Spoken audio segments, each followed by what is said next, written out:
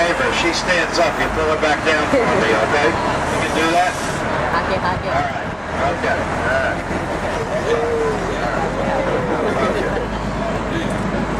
So here we go, guys. Sit back, relax, enjoy. We are going to take you off the bus, though, at one point. I'm going to take you off the bus at Grand Central Terminal, and we're going to give you a walking tour of the terminal, okay? In the middle of this tour.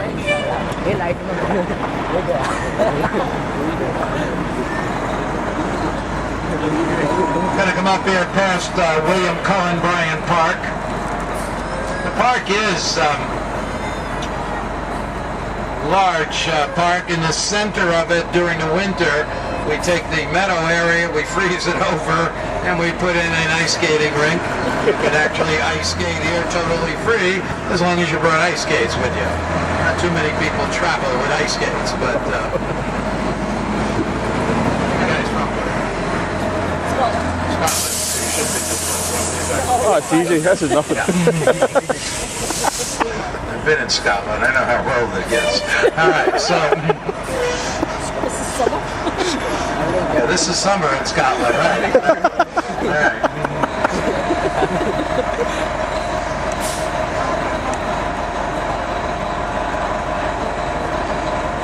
Anyway, in a word of introduction, my name is Bob. I will be your tour guide going around this evening. I was born in New York City. I have lived in New York City for my entire life, except for 4 years. The 4 years I did not live in this city of New York. I lived in the mountains of West Virginia, but it was the 1960s, and we did a lot of weird stuff during the 60s, all right? Which I do not remember, so don't ask. But I do remember an awful lot about this city, so we'll share some of that with you, okay? Sit back, relax, and maybe if you're not careful, maybe you'll have a little fun along the line, okay?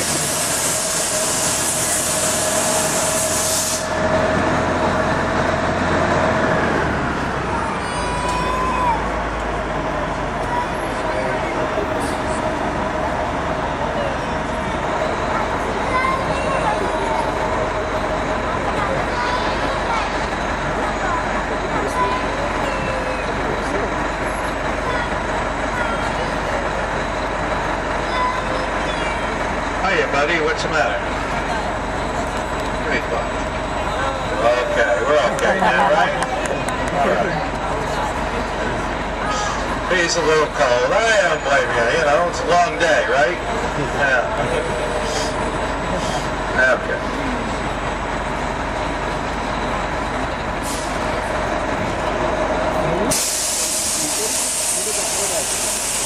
Not to worry, by the way, I have a very good record for putting him asleep before they get to the rock. Yeah. You guys might not even make it, all right? So.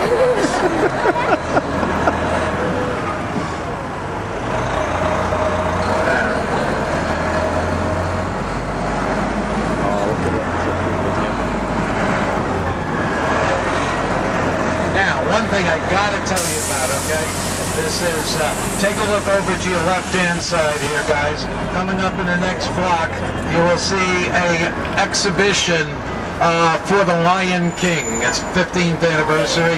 It is absolutely free. It does not cost you a cent, okay?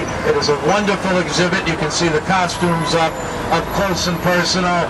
You can get a look at how they work, at some of the sets. It is just a really fabulous exhibit. I got to go in there myself about a week ago, and it is really fantastic. Now here is the park next to us, William Cullen Bryant Park. We set up these little booths from Thanksgiving to Christmas. If you're an artisan, let's say you make your own jewelry, you can rent one of these booths, and they stay open from Thanksgiving until just before New Year's, and you can sell your wares there, okay? Now, William Cullen Bryant Park has the ice skating rink in the middle of it. You can see the big tree at the head of the ice skating rink. We're going to come up past the New York Public Library. Now, the library here was begun in 1901 when we took the libraries of Tilden, Lenox, Astor, combined them, and opened them to the public. The building itself is 101 years old. It was designed by Career and Hastings. How many of you guys have seen a movie The Day After Tomorrow? All right. This is the library those young people stayed in, okay? It is, well, we have replaced the books since then, okay? All right. 6 to 6. Now, it's designed by Career and Hastings. It's 101 years old. When we go around the corner, you will see two stone lions. Their original names were Lennox and Astor, but in the 1930s, our Mayor LaGuardia said that New Yorkers needed to have patience and fortitude in order to get through the Depression, so they renamed the lions Patience and Fortitude. Now, it is very important for us to have two lions in the front of this building. That makes this the only library in the world where you can read in between the lions. That's as good as they get. That's why I'm not at a comedy stage. They get worse, okay? All right.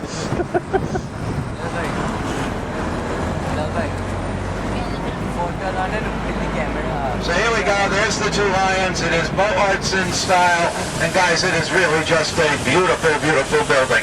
Now, you can also, you can come here tomorrow. Yeah, tomorrow. Yeah, you can come here tomorrow. And you know who you can visit in this library? You know why we really have two lions out there? Because a very important person lives in this library. You know who lives in there? You can go in there tomorrow and visit the original stuffed bear Winnie the Pooh, who's in this library. And so will all of his friends except for Roo. Nobody knows where Roo is, okay? The actual bear that the stories are named for, okay? That's very important to us in New York City. You know why? Because the very first teddy bear in the entire world was born right here in New York City. He was born in Brooklyn. You know what his name was? No, Teddy. And who's the name for? Teddy Roosevelt, the only president of the United States born in New York City, okay? Now, take a look over here to our left, guys. We're going to go through here very slowly. The beautiful windows for Christmas. This is Lord & Taylor. It is a wish-for tradition this year. They're animated windows that shows you Christmas traditions and places that Santa visits during his tour around the world. We passed the window for Japan there. This is the one for London. You will see one here from Central Park, and the first one from Germany. And on the end window, you will see Santa back in his workshop, because he's done for the day, okay?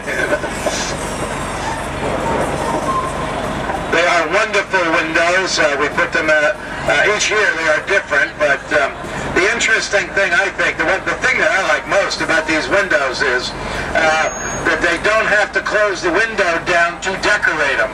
The windows are actually elevators. They can take them and drop them into the basement, change the window, and then bring it right back up again.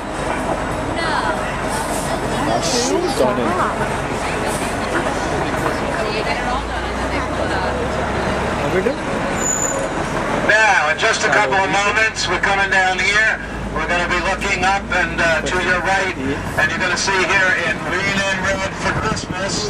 Ladies and gentlemen, for 41 years, this was the tallest building in the world, the Empire State Building. Indiana limestone on the outside, Art Deco in style, designed by William Lamb. Observation decks 86, 102nd floor. The observation decks here stay open until 2 a.m. Last up elevator is 1:15. Now, the interesting thing I think about this building is that rounded spot up near the top, the idea behind the building was that you could come to New York City by light airship, blimp, dirigible, Zeppelin, no matter what you want to call it, and get off right here in the middle of Manhattan. I don't know about you guys, I'm not afraid of heights, but the idea of getting off a balloon 1,250 feet in the air, I'm not so sure I would be brave enough to try it. As it turns out, the wind shears up there are too heavy. We can never hold the balloon steady enough to get a single person off, so we gave that idea up and added the radio antenna on top instead. That adds 250 feet to the building, okay? All right. Now, we're coming up to Macy's. Macy's is the largest department store in the United States of America. It is one entire block of shopping. It is not built like a mall. There is middle of this building. It is all solid floors and 2 basements. Are we ready? It is 2.2 million square feet of retail space. And you ladies are expected to cover all 2.2 million, or to his credit, runs out whichever comes first. Can they do it? All right? All right. Open tomorrow until 9 p.m. at night for your shopping convenience. Okay? Divan, good luck, Villa. There's the windows here dedicated to the story, Yes, Virginia, there is a Santa Claus. Never heard that story, huh? Oh my gosh. In the late 1800s, 1897, we had a young woman who asked her father if there's such a thing as Santa Claus. He said to her that she should write to the New York Sun. If the New York Sun says it so, it's so.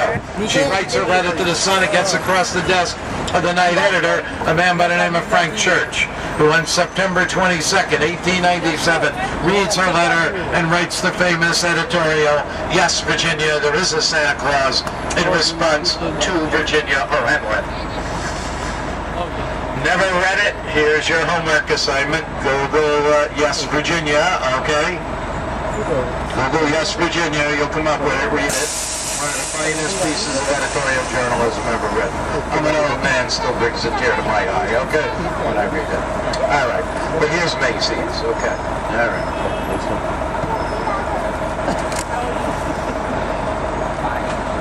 I told you. All right. Now, we're going to make a turn here. We're going to go past Madison Square Garden. Now, New Yorkers are not geometrically challenged. Madison Square Garden is actually round, okay? But it is the world's most famous arena. A lot of college basketball games played there, including Syracuse losing to Temple the other night here. But the Knicks played tonight or last night? Oh, they lost. Okay. They usually play on last night. But you have to understand something. This is, the Knicks are in first place. That hasn't happened since Noah, filled up the ark, So, but anyway, Madison Square Garden is home to the New York Knicks and the New York Liberty, 2 professional basketball teams. It used to be home to a team called the New York Rangers, an ice hockey team in the now defunct National Hockey League, okay?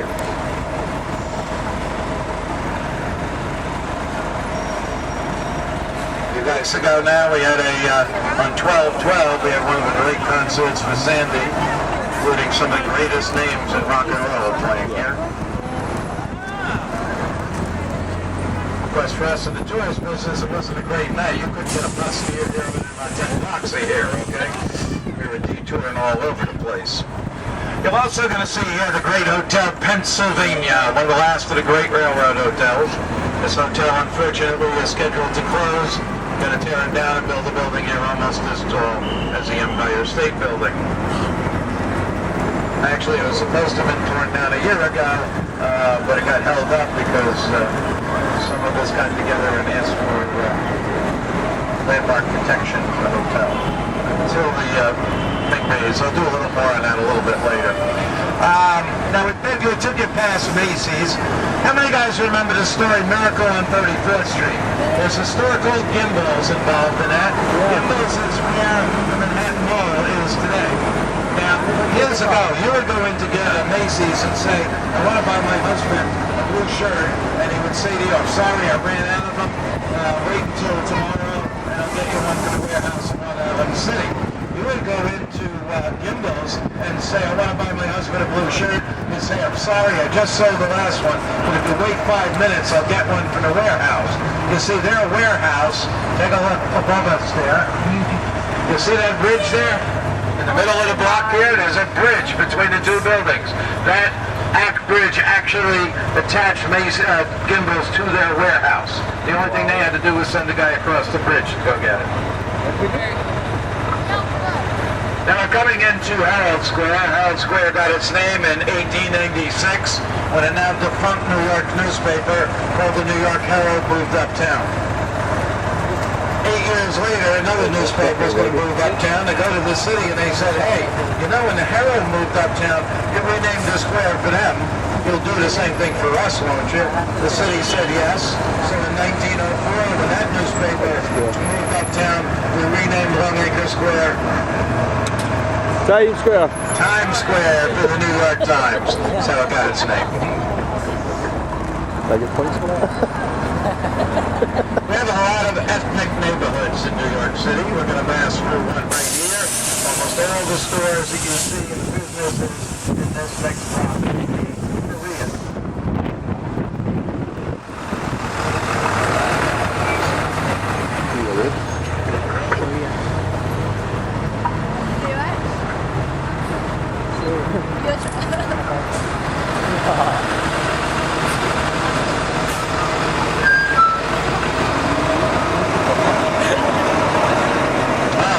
Eventually, we'll get to a few of them along the line. Just remember, there's no trick questions in both class.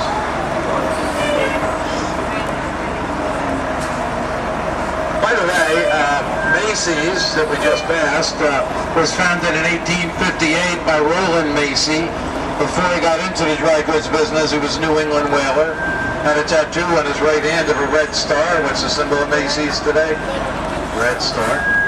They give us 2 gifts to Macy's every year. Give us fireworks on the 4th of July. We hold them on the Hudson River, named for Henry Hudson. Third man into New York Harbor, the first to anchor here. And he anchored here, believe it or not, folks, on September 11th, 1609, which is why we no longer celebrate it. Wow. They also give us the Thanksgiving Day Parade. Begun in 1924, we added the big balloons in 1934. First balloon, Felix the Cat. Remember that one for Jeopardy. It's got to come up one of these nights. By the way, Felix the Cat is also the first cartoon to appear on television. And he was actually drawn by an Australian. We've never heard of Felix the Cat, have we? No. That's what your homework assignment is. Google Felix the Cat when you get back there. You can probably do it on your phone, but let's see what he looked like anyway. Or it does look like. He's still around.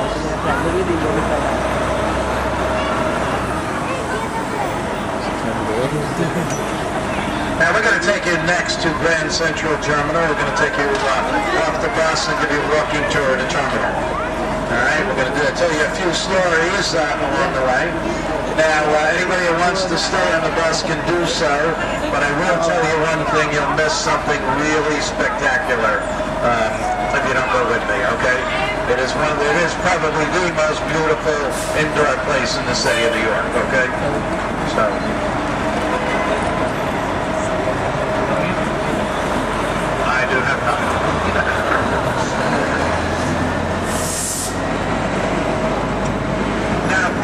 Central Terminal. This is actually the second terminal that's stood here when we get you there. The first one was built in 1879, designed by John Schnuck, who also did a lot of Broadway theaters in New York. The New York Central System, as it is called, was created by Cornelius Vanderbilt. Vanderbilt was called the Commodore. He was called the Commodore because he made most of his money in ferries and in shipping, not in railroads. Now, you notice that he said created. Cornelius Vanderbilt never built a railroad himself. He bought existing railroads and would combine them. Thus, the name New York Central System rather than railroad. Okay? He wanted a station that portrayed the grandeur of Grand Central. But you know, in those days, you had to have what they called train sheds rather than stations. Because they were steam engines, you couldn't have them in tunnels. You would suffocate your passengers eventually, you know. So it was very hard to do it. Now, we had to create an avenue here that was an open pit for the trains to go up and down into Grand Central, what in those days was called Grand Central Depot. But here in the especially in the eastern corridor here, we developed the use of electric engines. Electric engines can run in tunnels. So we were able to take the open pit, completely cover it over, and have the trains underground. then we're going to go down the avenue. The trains will be below us, okay? But, so, they no longer needed a big train shed. What he wanted was the most beautiful station he could possibly come up with. And he hires or the family does at that point, hires a company called Wetmore and Warren to do they're the architects. We have a little nepotism here, though. Wetmore happened to be a cousin of the Vanderbilts, okay? Now you know how we won the bid. But anyway, Wetmore wanted to portray the most grand building he could. So what did he decide to do? He decided to use the Roman influence, columns, and as a backdrop for this. So remember this Pro Arts and style. It was also very, very Roman. Now, how many of you guys have ever been to Rome? Nobody, huh? If you've been in Rome and you look at the Colosseum, for instance, all Roman buildings have arches that are entranceways. And in the Colosseum, there is one entranceway in all Roman buildings. There is always one entranceway that is larger than the other ones. That is because that is where the emperor and the senator entered. They were above the common man, okay? This is a railway station. It is built for the common man. And so you're going to see the three wonderful arches that they incorporated here, but they're all the same size. Why? Because it's for the common man. Now, I mentioned before, we have a landmarks law in New York. It says if your building is designated as a landmark, you can own it, but you cannot tear it down. You can own it, you cannot alter it without the okay of the Landmarks Commission. As of the beginning of this year, there were 1,182 buildings in this city that have landmark distinction. That might seem to be a lot of buildings to you at first, until you realize it's over 850,000 buildings in New York. But I belong to an organization called the Landmarks Conservatory. What we do is we're the ones who go before the commission and say we would like this building landmarks, okay? That's why we've got the Pennsylvania Hotel held up, okay? But about 2 years ago, we took a survey in New York and we said to the people, give us an answer. If you could tear down any building in the city of New York, which building would it be and why? We got about 200,000 answers. 75% of them said the MetLife building in front of us. Why? Because it ruins the view of Grand Central Terminal on this side and the Helmsley building on the other side, okay? So it is between two absolutely gorgeous buildings. Now, here comes the station up. The station was first opened to the railroad officially opened it February 1st, 1913. Except as a common person, you couldn't have got in there. It was by invitation only. The railroad actually started to function out of here on February 2nd, 1913.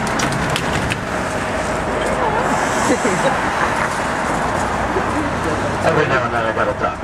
I used to wish I was 6'6". I don't wish it anymore. But anyway, here's the great station. Look at this, guys, coming up in front of us. This thing is absolutely fabulous. You can see the wonderful architecture and the grandeur. The clock up on top actually was not completed. The clock in the sculpture was not completed until 1914. It is done by Jules Coutran, and the clock itself is a Tiffany clock that is 13 foot in circumference. On the top of the clock you can see the god Mercury. Mercury was the god, the messenger god of the god of speed. He was the symbol of the New York Central Railroad. On one side you will see Minerva. She stands for industry. The other side, she stands for commerce. On the other side is Hercules. He stands for industry. Industry and commerce, both very important to a railroad, okay?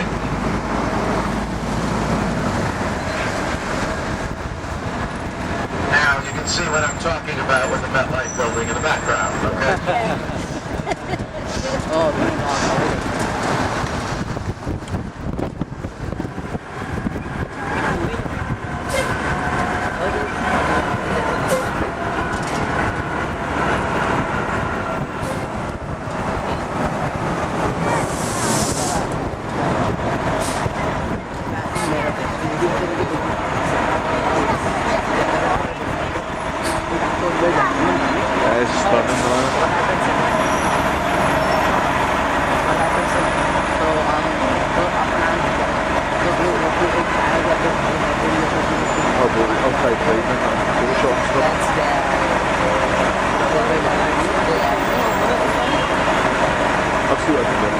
underneath the roof in the center arch, there is a statue of Cornelius Vanderbilt. You won't get a very good look at it, but how many guys saw the movie I Am Legend?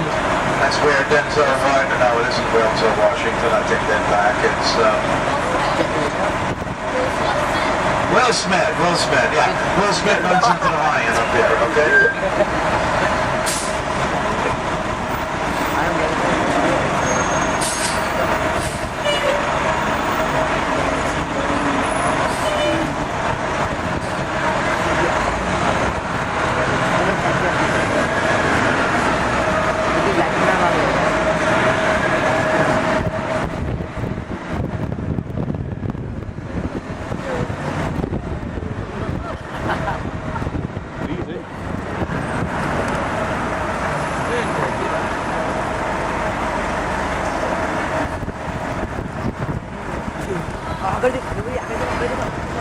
Oh, there we go.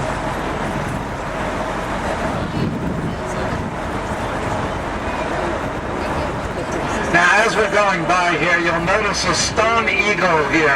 Beautiful, beautiful stone eagle on the end of the terminal here. He actually stood above the very first station that stood here, the one that was built in the 1800s, okay? We saved him when we tore that building down and put him here. So he dates back to the 1780s, okay? Or 1880s. 1880s.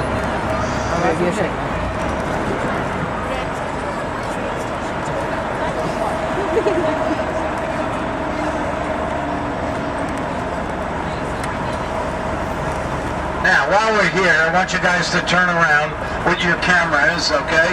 And I want you to get a look at that building right there. That is the Chrysler Building. I believe that to be the most beautiful building in the city of New York. It is the tallest brick structure in the world.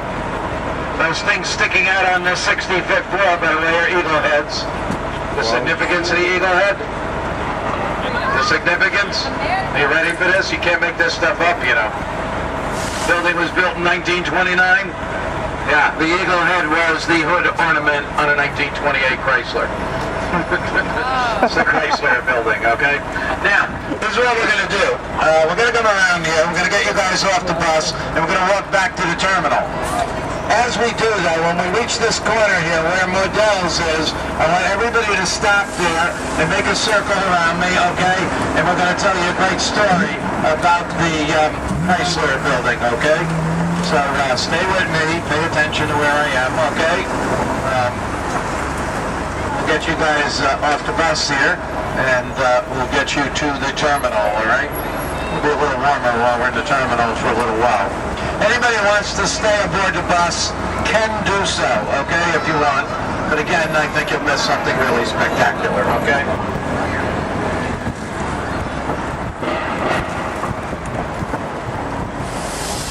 We'll get everybody off the bus here, and then we'll walk as a group around the corner, all right? Around me here, okay? Let's give us a second for the last people over here to get caught up. I can see. You go. Oh. Okay, step in a little further so you can hear me, okay? Just want to tell you very quickly a little story about that building, the Chrysler Building. Now, the Chrysler Building at one time was the tallest building in the world. Thing about it was never supposed to be.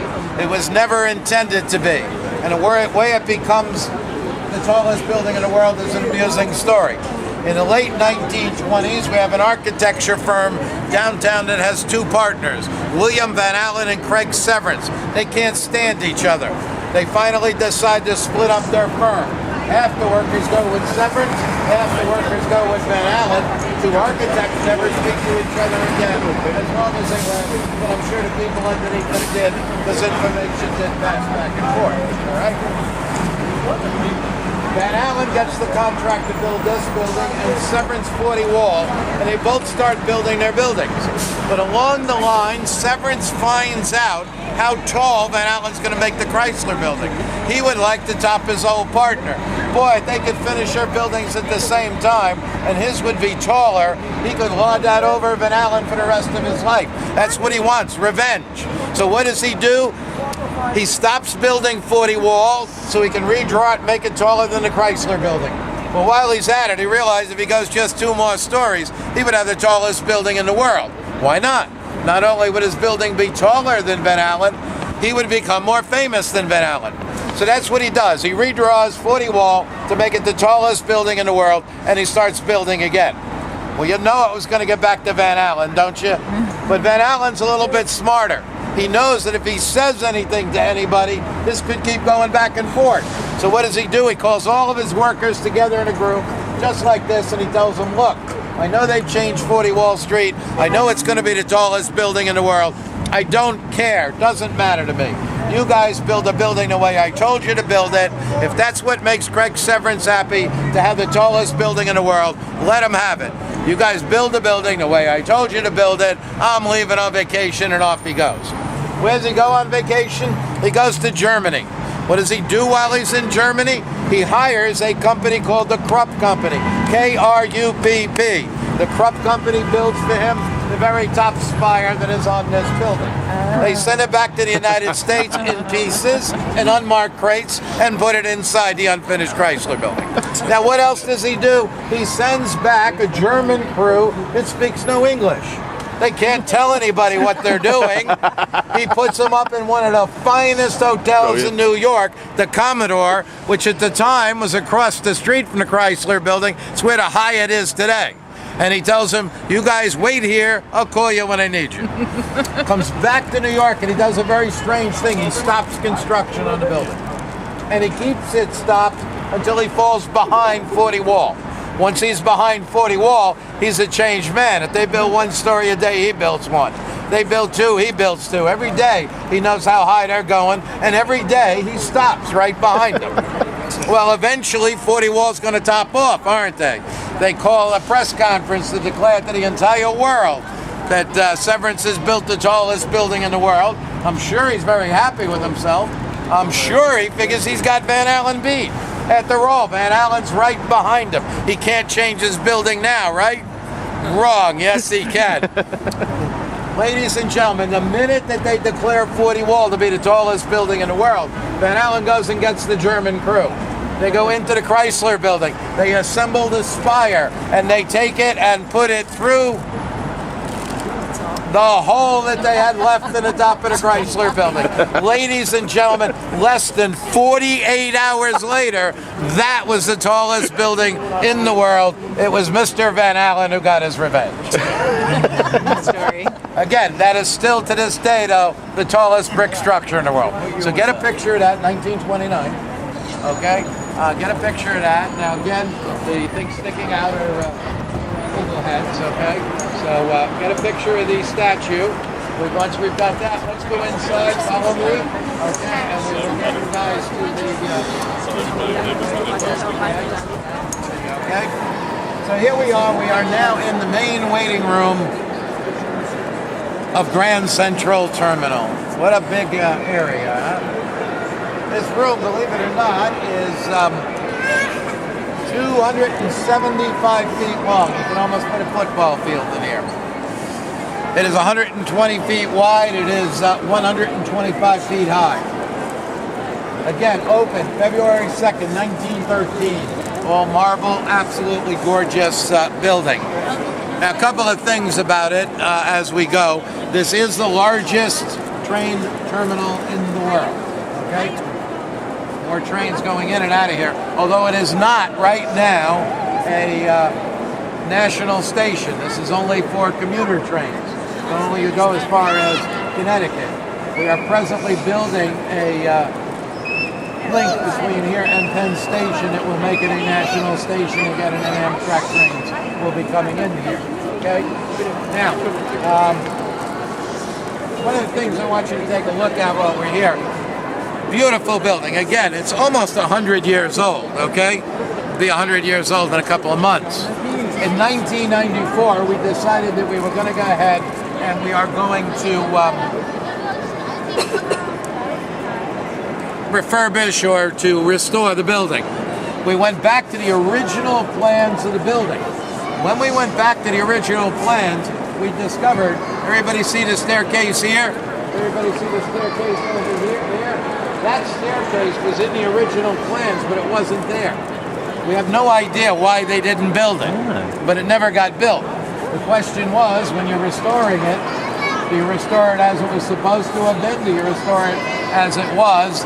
We decided in this case that we would add the staircase. Now, the staircase, by the way, is 1 foot less than this staircase was. And the reason the architect did that, he said when they dig out this station in the year 5030, when some architect digs it out, he'll know that one of these 2 staircases was not original because they're not the same height. I don't really believe that, but that's all right. Now, we needed to, in order to build the staircase, this thing is marble. You cannot take marble from one location and another location and get it to match. So we go back and we find out where the original marble came from in this, and it came from a place in Tennessee. We actually paid to have the statue, the quarry reopened so that we could take the marble from there so that it would match. And if you take a look, they did a wonderful job with it, okay? The clock in the center, by the way, is a Tiffany clock. The lanterns on either side were done in Austria. We actually sent the chandeliers in here back all the way to Austria to have them done by the same company who did them originally. They're still in business. There is another room downstairs that is approximately the same size as this one. It is 275 feet long. It is 120 feet wide. It is not as high as this, and it is called M42. Anybody ever seen a show called The Cities of the Underworld? They did a show on M42. Now, I said this was electric engines here. These are electric engines coming in here. During the beginning of the war, they actually completely built that room down there 300 feet below this one in total secrecy. New Yorkers had no idea that thing was down there. What does it house? It housed the turbines to produce power for the trains here on the Eastern Corridor. If you could shut down the power to the trains, you could stop the war effort here. The movement of troops, the movement of supplies. Now, I just said New Yorkers had no idea it was here. Would you believe that the Germans knew it was here? The Germans knew it existed. The Germans wanted in the worst way to stop it. But if you walked into the wrong door here, just by mistake, during World War II, they would have shot you on sight, no questions asked.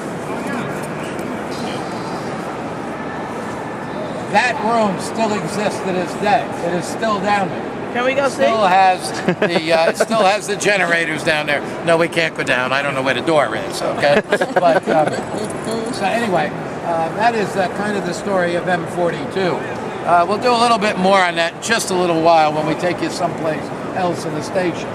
Now, one of the other things I want to do here is I want you to look at the ceiling. The ceiling here, the painting, it is the zodiac.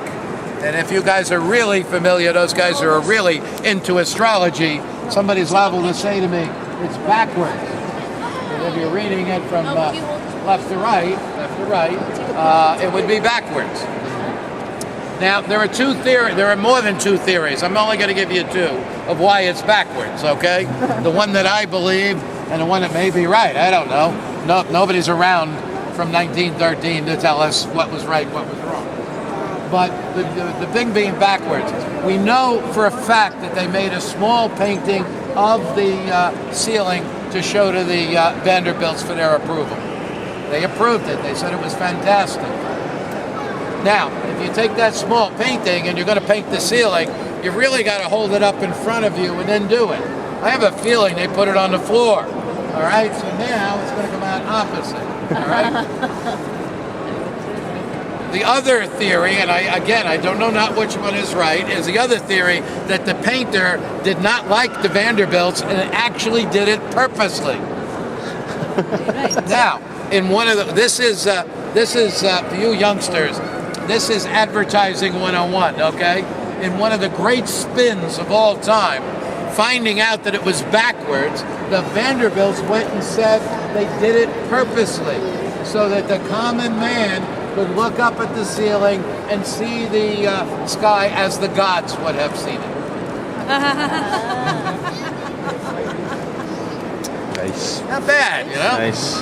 Now, if we're looking here, you look to the star over there, you'll see a black spot kind of next to it. You left that because it's kind of significant. During the space race, they came in here one day and decided they were going to set up rockets in the air to show New Yorkers what all the rockets look like. They made one mistake. The ceiling is 125 feet high. The Redstone rocket is 126. It hit the ceiling. That's where it hit the ceiling. Okay.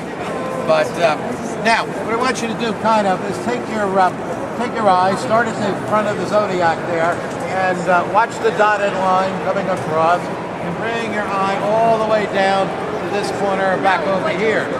Now, when we do that, you see that black box there? Yep. All right. Now that black box, believe it or not, we left purposely.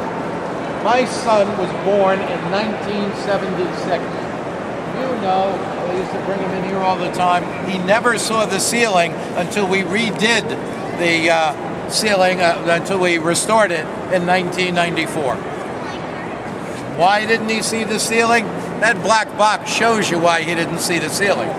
That black area in the marble is how dark the marble was in here. Wow.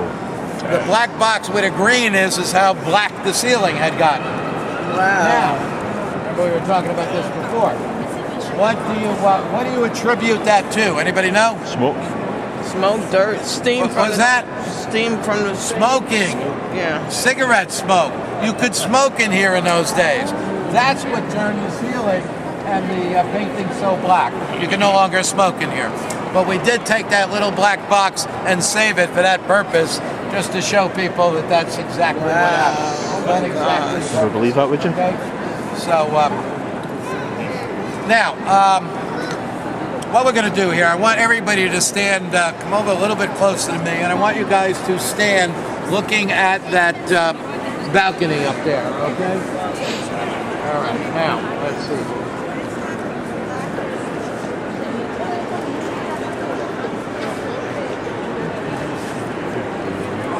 Let's see. Now, I'll tell you what, you come with me. Where are we going? Don't worry, all right?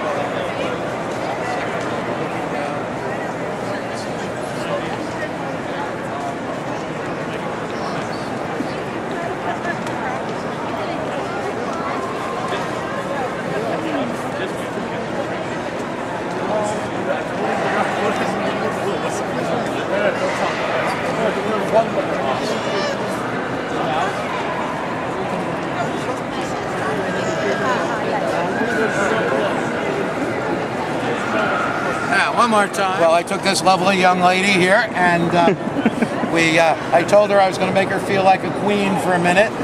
What we did was we had her close her eyes. She didn't open them up until after I had raised her arms, so she could look down on all of you, her subjects, okay? And she'll tell you how she felt when I told her to open her eyes. It was weird. It was as if you're floating. You don't see anything else. Everything is out in front of you, and you just feel as if the back is not there. So it's completely not there. I cannot do that with everybody. Okay, time constraints, so I picked one person to do it with. All right. you guys can come back here to the state. The thing is, the trick to it, the real trick to it, is that you got to have your eyes closed, because otherwise, if you're approaching the thing with your eyes open, it doesn't do it. Okay? Now, we're going to take you someplace else here in the terminal. We're going to take you to a couple of other places.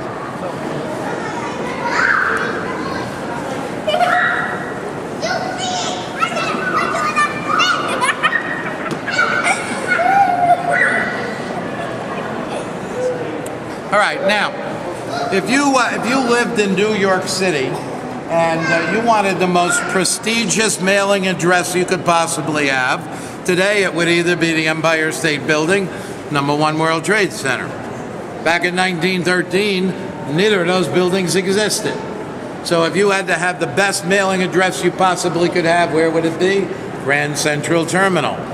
Now, the Vanderbilts, a very good friend of theirs, a man by the name of John Campbell, was an investor both in stock market and realty, wanted an office in New York. He went to the Vanderbilts and said, hey, I would really love to have an office in your new building. And so they put an office in for him. Now, he was a bit of a workaholic. He used to work here all hours of the night, and they used to send food up to his apartment. What they called the apartment. The workers started to call it that because he was here all the time, and they honestly thought he lived there. He actually did not, okay? But, and so they called it the Campbell apartment. Now, Campbell died. They actually turned the place into a jail. It was used by the police department. If you got arrested here in the terminal, they would take you up there and put you up in a clink until the police department of the city came up and picked you up, okay? But, so, when we did the restoration, we decided that we would go ahead and restore the apartment as well. But, you know, it's a train station. You got to make money on it, all right? I cannot take you up there because it actually is, quote, a place of business. But for anybody who wants to do that on their own, you come back here, the elevator right behind us over there will take you to the Campbell apartment. It is now a cocktail lounge. You can go up there and have a, a little nightcap or something and actually see the apartment. It is beautiful. Come on down here. So what we're going to do here is I'm going to have you.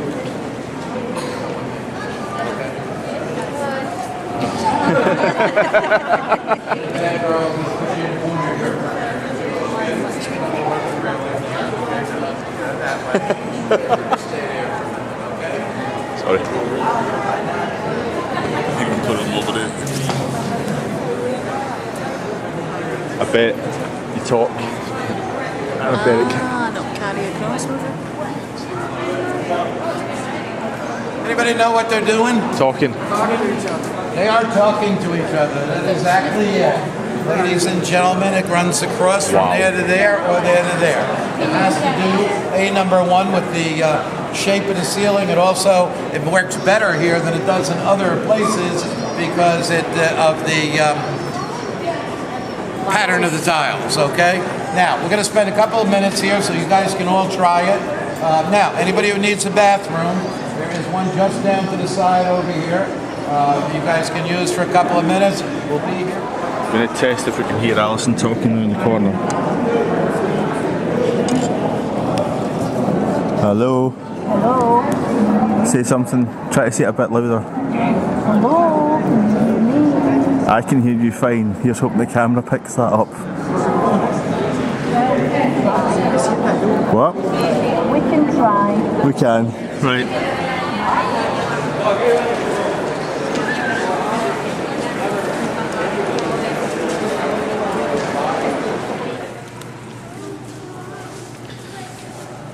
By the way, the hall that I just had you in is called Whispering Hall. That makes some sense, doesn't it? Okay. The place that I have you now is called Kissing Hall. Now, anybody notice that every place I've had you so far has been a very kind of wide open, big room with a big entranceways, and you notice I brought you through a rather small doorway compared to all the rest of the places here. How many of you guys, back in the 1930s, we had movie stars? People like Earl Flynn, Marilyn Monroe, Gregory Peck, Jimmy Stewart. They did not travel in those days by air. They traveled by train. They would take from this station here a train called the 20th Century Limited. It was the finest train that the New York Central had. We would go from here to Chicago. In Chicago, you would pick up the Atchison Topeka and the Santa Fe Super Chief and go to Hollywood.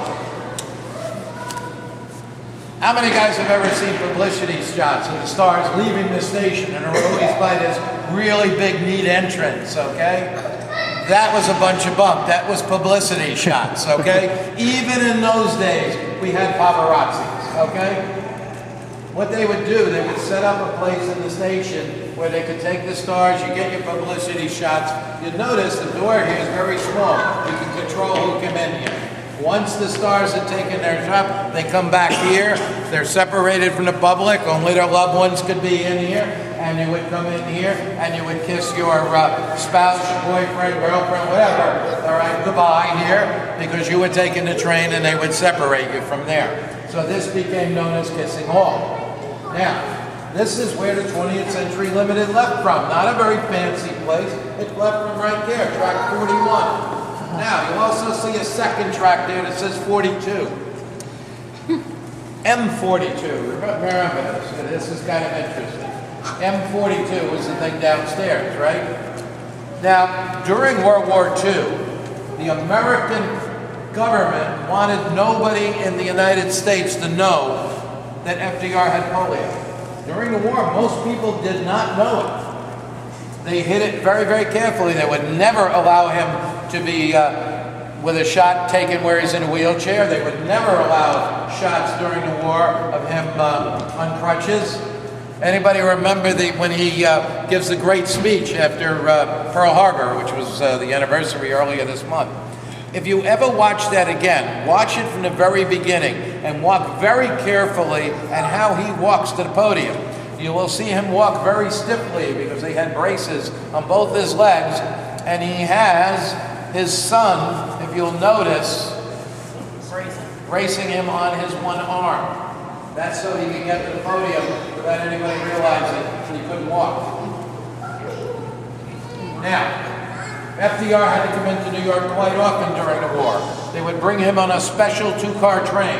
That train had two cars on it. The first one is his parlor car, where he would sit and do his work coming into New York.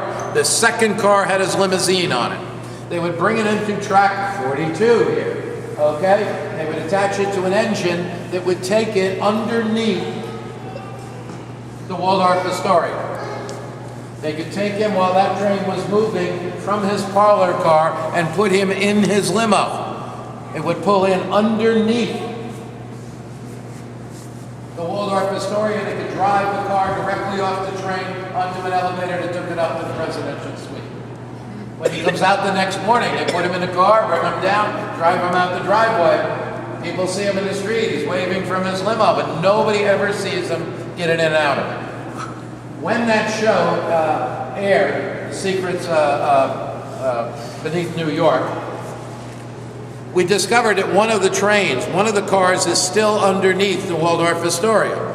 There is a law in the United States that says after 60 years, it's called the Freedom of Information Act, that the government has to release its secrets.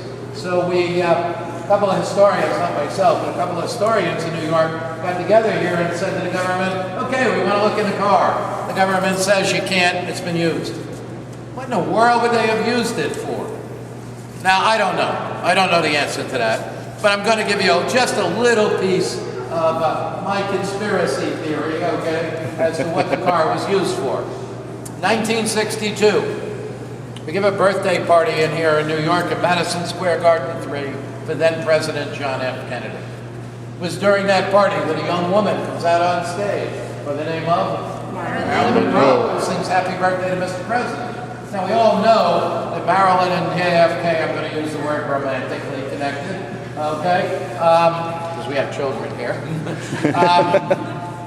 But anyway, she was never seen in the Waldorf Astoria that night. And just think, just for a moment, if you wanted to get Marilyn into the Waldorf Astoria without ever being seen, we could bring her to this station, bring her in this room, bring the car to track 42, get her right underneath the Waldorf Astoria, the same thing. You can get her up into the Waldorf and out of the Waldorf without ever being seen. Not saying that's the truth, I'm just saying. It was used for something, we don't know. Okay? Now, you kids all live in an electronic world, don't you? Everything's digital. Do you realize that back in the 1930s, we didn't have cell phones or all of these electronic gadgets? How would they tell where a train was? They had a guy at a station who would hit a telegraph and telegraph into the station here, hey, the Springfield Express just passed my station. Then they could figure out how far away it is and what time it would arrive. How do you show people that? You have a guy, believe it or not, with a telegraph, a piece of chalk, and an eraser. All right? You can track the trains for you. You can come to the station. Now this board, I'm going to be honest with you, is original, but it wasn't here. It was actually outside. We put it here to preserve it, okay, because it got replaced by the electronic boards. But this was the type of thing that you would have had. You would have had a box there that had your ticker tape in it, and your chalk, and your and you could change where the trains come in and out, and that yeah, that's how they would keep track of the train. Is that the exact right now? He did all your arrangements? No, this is it's been erased and redone. Yeah, because they used to erase it and redo it every day. So no, it's not the original, but the board itself is, okay, and the window wasn't here. Okay, so that's our little tour of Grand Central Terminal. I think you guys will agree this is a spectacular place. I could actually give you, there are other rooms that we haven't even hit, but due to time constraints, you know, I can give you a 4-hour walking tour just to this terminal, okay? But we'll get back to the bus so we can get you showing you some of the great Christmas decorations along here. But I think you guys will admit this was worth the price of admission. Absolutely. By itself, okay?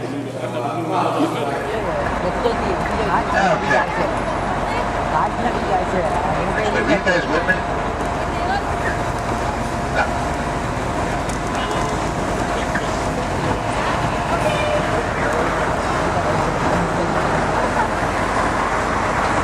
That's it. Welcome, okay?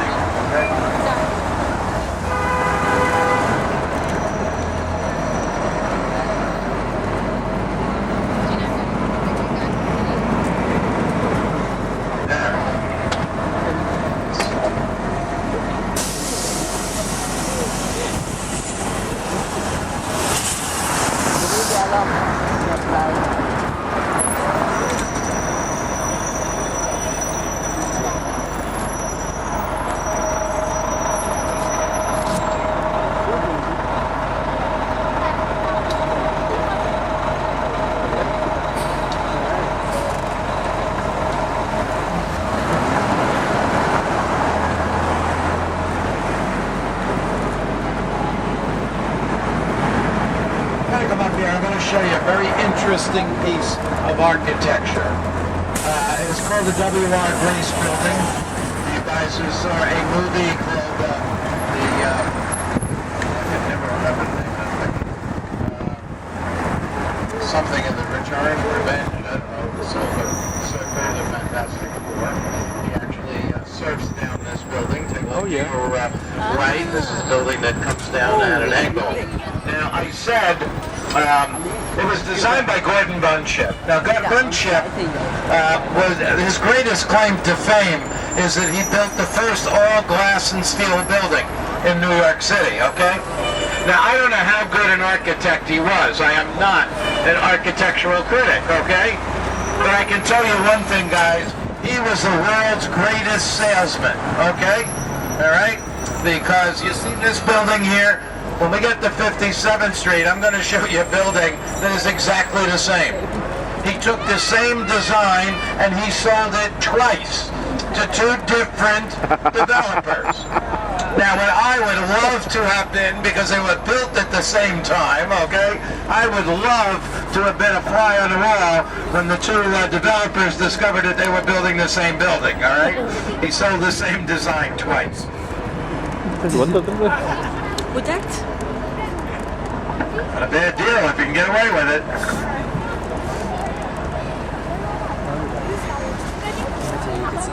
His name was Gordon Bunchett.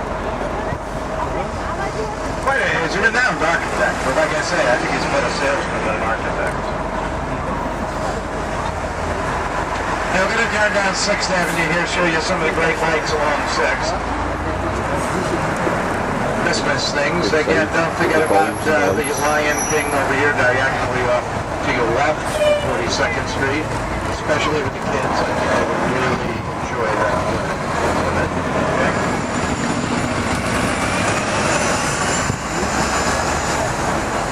Okay?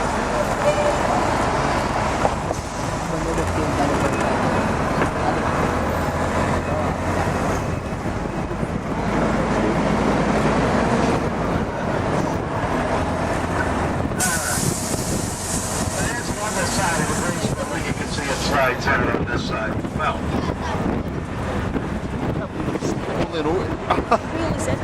So we saw the kitchen room yesterday. We come through that bit. We were right, so this is we here. were right. You'll see some very, 2 more blocks out, you'll see some very interesting street lights. You can see them over there. You know what they are? They're diamonds. Okay, that's the diamond district. You can bring him back here tomorrow, you know, and okay.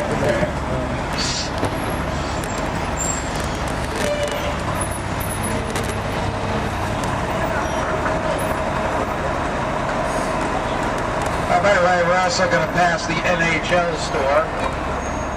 That is, you can get jerseys in there from the National Hockey League, which I think is now defunct. So get jerseys quickly. They'll be collector's items very soon, okay?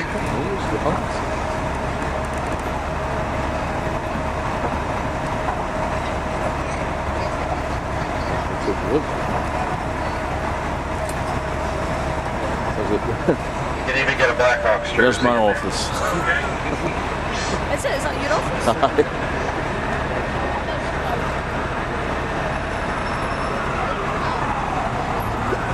How we doing, buddy? How we doing, okay? No, I've been no control of the head office.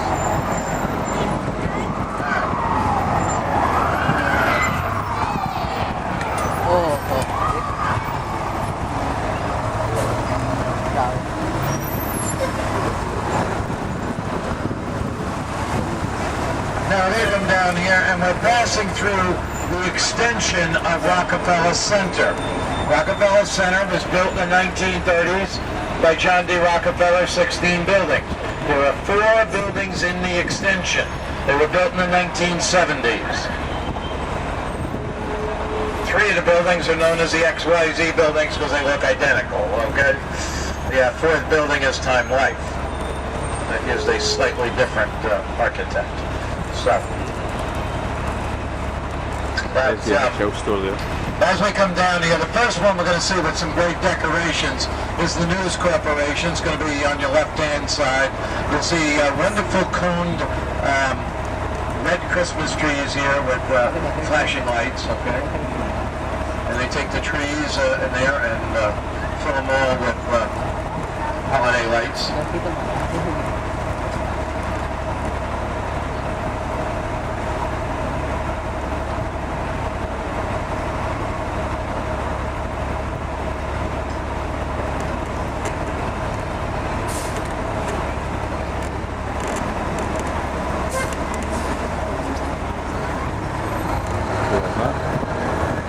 There's the NHL store off to our left.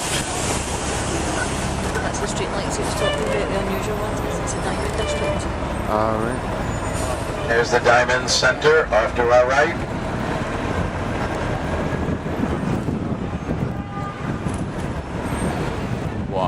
Here comes the News Corporation now off to our left. You can see the wonderful trees here.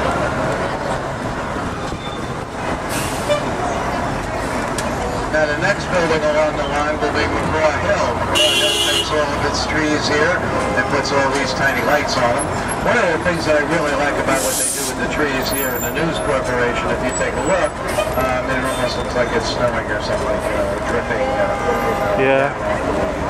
It's really kind of nice. And again, the McGraw Hill building up here. And then we have big versions of the little lights, if you know what I mean here, okay? It's about the best way to describe it, I guess.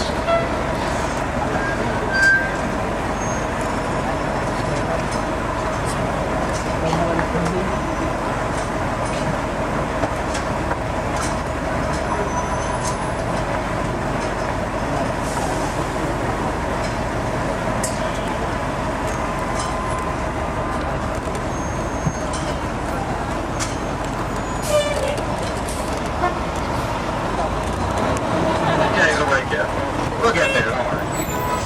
It's a little harder the second time, but... Yeah.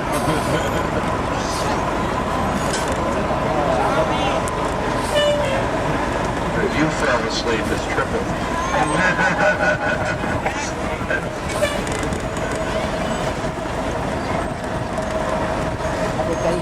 So here we go, here's the McGraw Hill building, and you can see all these wonderful lights we have right here.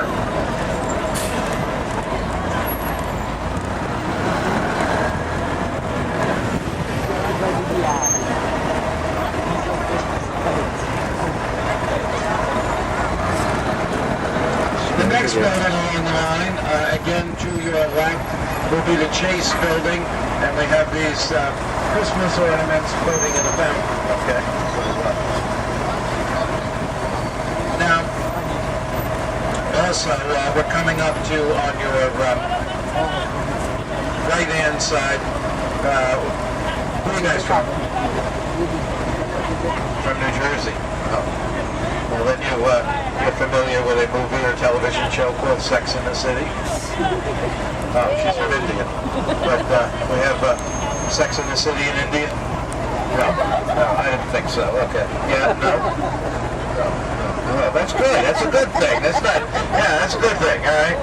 But anyway, let's take a look over here to your right-hand side, and you will see the Magnolia Bakery, okay? That's where the girls are always going for cupcakes, okay? $4 a cupcake, okay? Yeah, you got it, all right. Hey, it's cheaper than the Diamond District, okay? Yeah.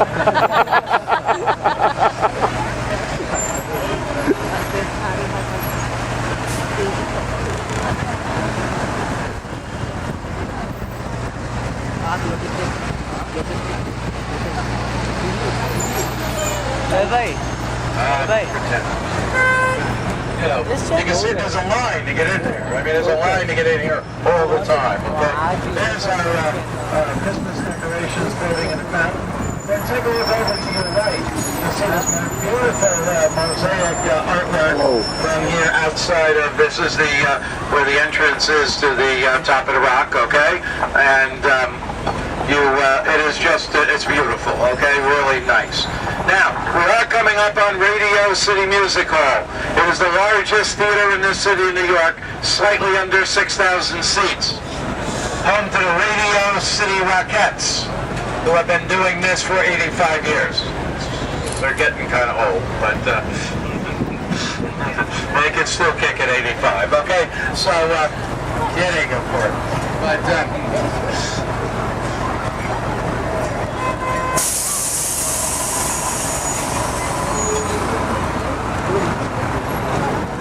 Yep. and here's Radio City, okay?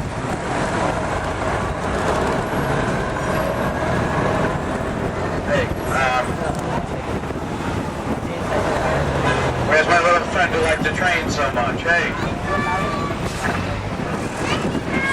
Hey. I can look over there. You'll see another train over there. That's the Highlight building. The next building along the line, off to our left, is going to be the UBS building. And UBS every year puts out these wonderful nutcrackers, okay?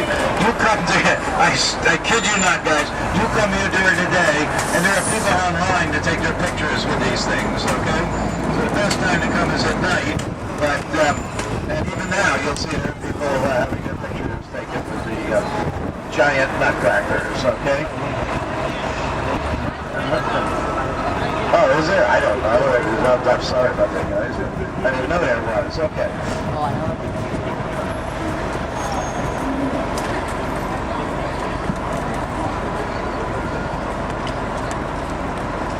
Now, we're also going to go up past the Hilton, largest hotel in New York. We're also going to go past a hotel, ladies and gentlemen, known as the Warwick. Now, Warwick has a couple of great claims to fame. The very first time that Elvis Presley came to New York City, he stayed in the Warwick. The very first time.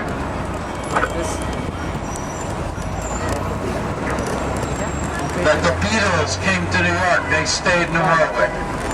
The very first time the Monkees came to New York, they stayed in the Warwick. The very first time that Jimi Hendrix came to New York, he stayed at the Warwick. He stayed at the Warwick because he was an unbilled opening act for a rock and roll group named the Monkees. Spare you singing the theme song, because if you start singing it, you'll be singing it for the rest of the day, and that song sticks in your head, you know what I mean? You get back to the hotel tonight, some guys wander it down on the way. You know, it was on my phone today. Here comes the Warwick. So what do Elvis Presley, the Beatles, and the Monkees have all in common, beside the fact that they stayed at the Warwick?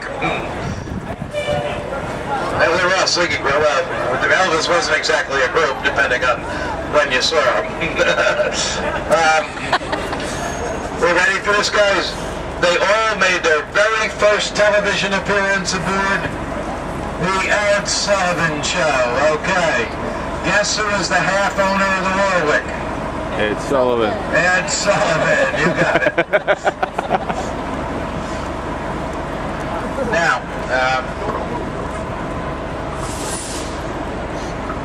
so you're from New Jersey and she's from India, which means you're not sitting with your wife, right? Yeah. Okay, all right. So now, when you have him in New York here, what I want you to do, tomorrow you bring him down to the center, right about the center, okay? This is, you can't mess with this, okay? This is better than flowers and candy, okay? Oh yeah, all right. This is really romantic. You're gonna bring, yes. But you're gonna come down here and you're gonna get one of the handsome cabs, those little carriages, driven by the horses. They'll put you in the back, they'll put a nice blanket over you, you know, she can take care of the kid for a little while, you know, and you guys can have a really romantic evening right around sundown, okay? All right. Now, by the way, guys, I do not want you to worry about the horses, okay? The horses are well protected here, all right? There are laws that the horse cannot work over 10 hours a day, cannot work over 6 days a week. They actually have tattoos in them on the lip like racehorses, so we can tell them apart. And if the temperature drops below 20, the horses must leave the street. If the temperature gets above 90, the horses must leave the street. If it starts to snow, the horses must leave the street. They're carefully monitored by the ASPCA and the New York City Police Department to make sure that they are fed and watered during their shifts. Those are all laws protecting the horses, okay? We are hoping next year to pass a similar law that covers tour guides, because I'm up here whether it's 103 or -3, and they do not feed and water me during a shift, okay? So,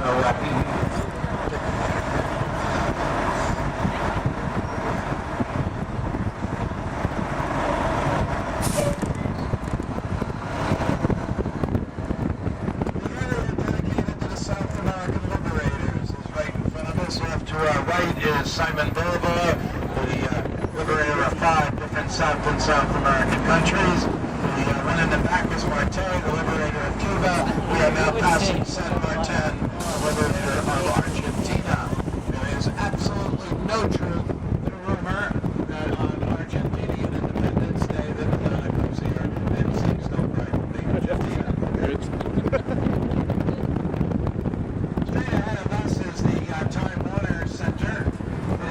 use buildings. They are living space, office space, and retail space.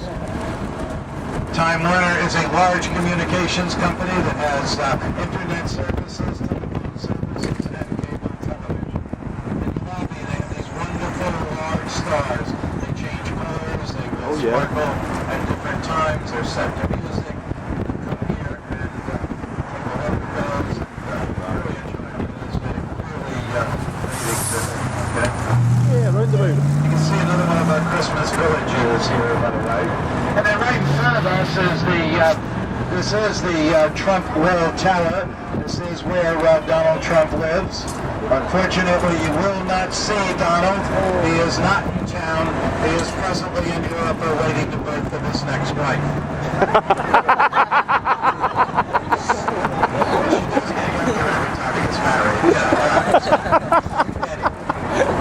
I shouldn't pick on Donald anyways. I will own this company someday, you know.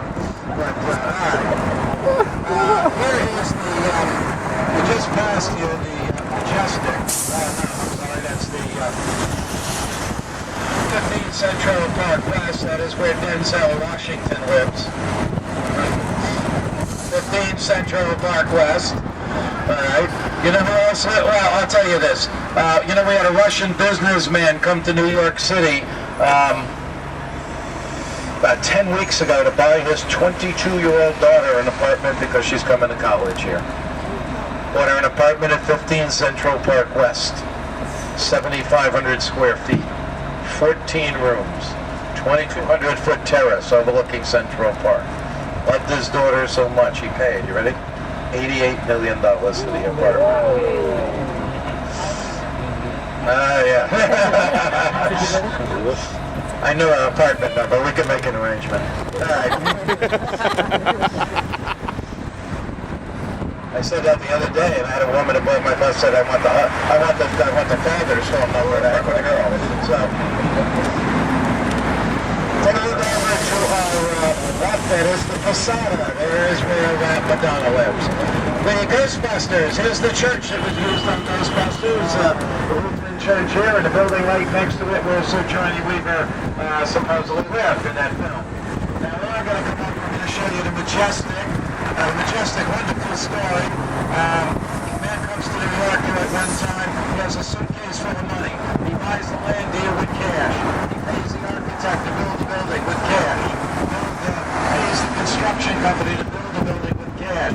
Pays for the taxes, city of New York, with cash. Everything's paid for. People start to move in the building. He disappears and we never hear from him again. It wasn't until after we got a look at the tenant list that we discovered where the money was coming from.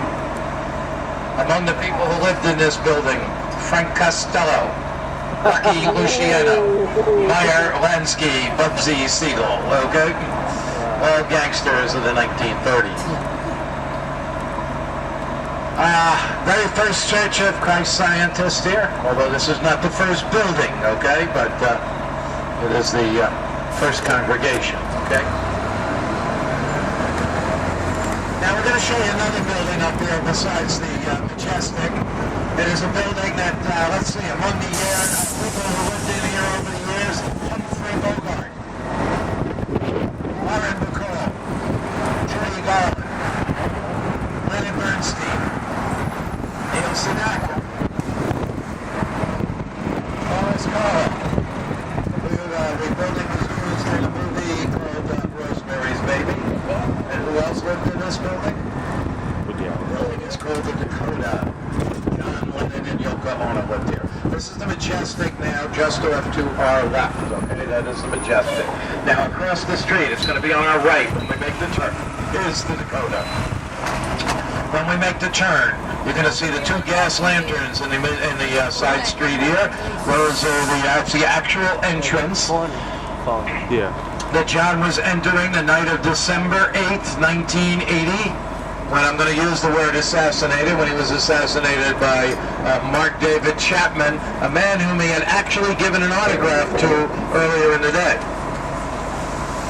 By the way, Chapman did come up for parole this year, but he was denied, okay? So, but here is the Dakota. Yoko Ono still lives here to this day, okay? So, Here we come. Here's the very gate now off to your right-hand side. There it is.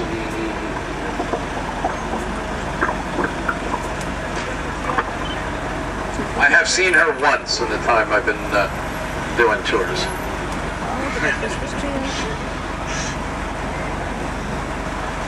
Jeez.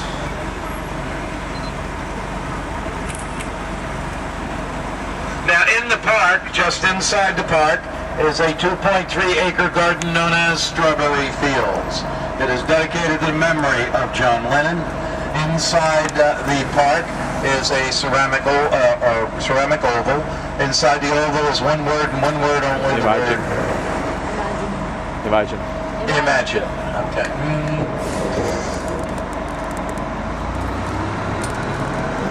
See it? Beautiful.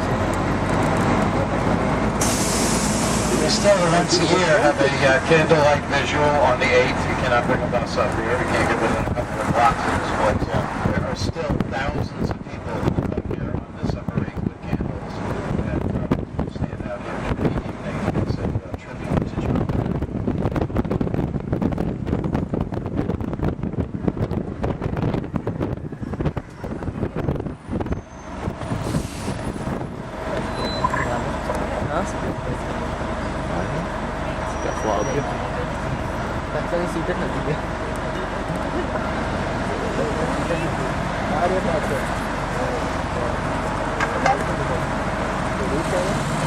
One down, right?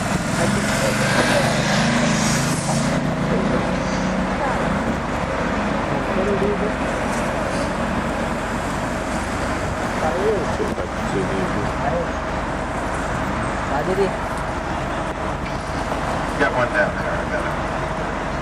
We'll get there. We're going to take you past Lincoln Center. How many guys have ever seen the movie West Side Story? If you've seen the movie West Side Story, you've actually seen where Lincoln Center is.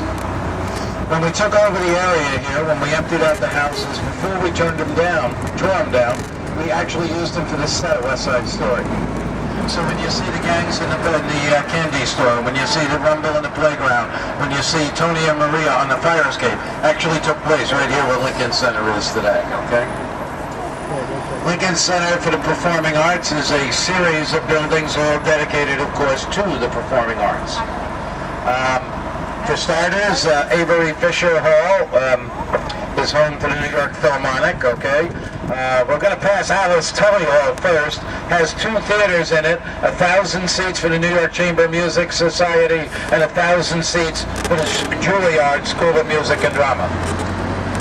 The Juilliard, of course, is probably one of the finest music schools in the world, okay? Among its graduates, Richard Rogers, Marvin Hamlish, Winston Marsalis, Leontine Price,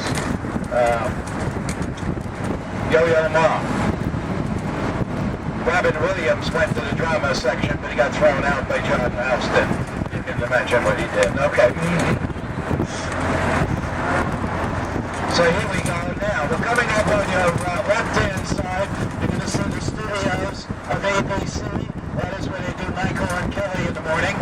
And used to be Michael and, used to be Kelly and Regis. And she used to pick Regis up every morning. You remember? That's because he lives right here, okay, right across the street. There is Alice Tully Hall. Now, the stuff I'm going to be talking about is off to your right-hand side. But quickly to the left, the Church of Jesus Christ of Latter-day Saints. That is New York's Mormon Tabernacle. And lately I've had to do this because I've had young girls aboard the bus, and I don't think I have any tonight. But every time I have one, they all start to ask me the same question: where is the Empire Hotel? And there it is, okay? For you guys who are familiar with a show called Gossip Girls that I have never seen, but evidently it shows up on that show a lot, okay? So now you know where it is, okay? All right.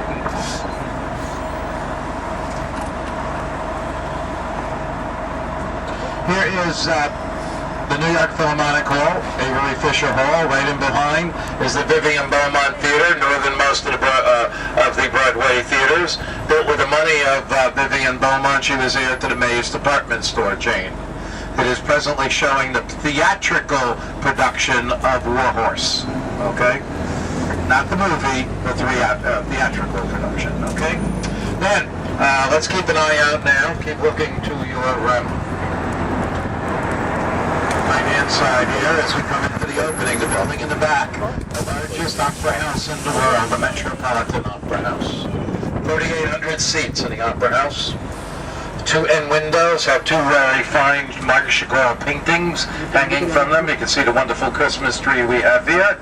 It is home to the New York City, or to the Metropolitan Opera Company and the American Ballet Theater.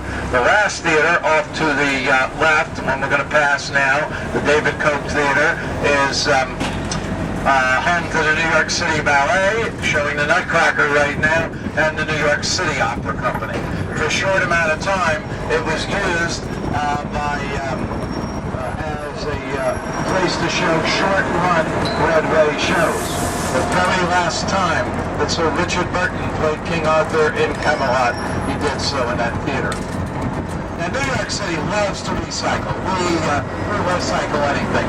Remember when I showed you the library? Okay. The library, I told you, was built in 1911. Well, prior to the library being there, was a reservoir we called Croton Reservoir. We took the stones from the reservoir when we tore them down, and instead of throwing them away, we used them to build this church. This church, believe it or not, built with the stones of the reservoir. It is St. Paul the Apostle. It is the largest Catholic church in New York not to be a cathedral. But it's recycled. I love that. Right? Okay.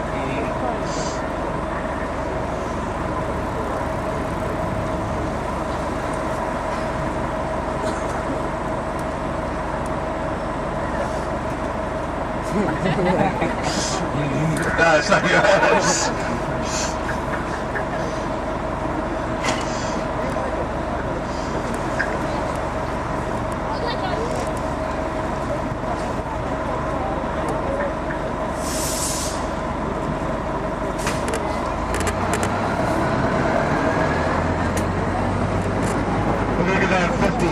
Street, mostly so that we can show you what I consider to be the finest Christmas decoration in the city of New York. Okay. I'll show you a couple of interesting things along the way.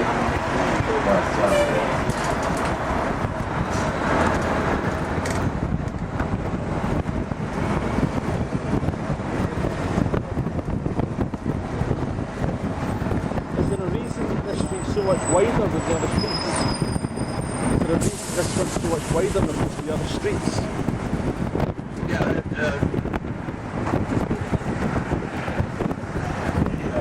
you're only allowed to be in the local buses and big streets. But it's, there are places I can't go, you know. Yeah. So in a manner of speaking, sometimes we have to, kind of make this little circle. So, but in this case, it makes sense. Oh, take a look at the building off to our left here. This is a building inside a building, the old building, built in 1930, designed by George Post and Joseph Urban. We took the building, they were going to tear it down. It's a landmark building, you can't tear it down. So what do? You meet with the Landmarks Commission, and this is what we came up with. You take the old building, you completely restore it to what it looked like in 1930, and then you look through the windows there. You can actually see the superstructure of the new building inside the old one. Nobody cared about the inside, so we tore it out and put one building inside the other. We've done that in New York about 3 times now. Okay?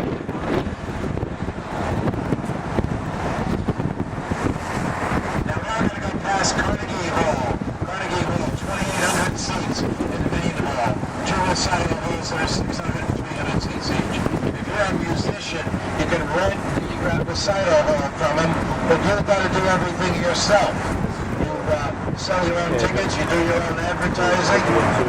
You know, do everything else yourself. Whatever you pay your bills, whatever you have left from your ticket sales is your profit or your loss, okay? Here's Carnegie Hall now to our right. Keep looking to the right, and when we get past Carnegie Hall here, you're going to see a red canopy. That is the Russian tea room, begun by expatriates of the Bolshoi Ballet. It is, they wanted a place where they could meet, and so they created the Russian tea room.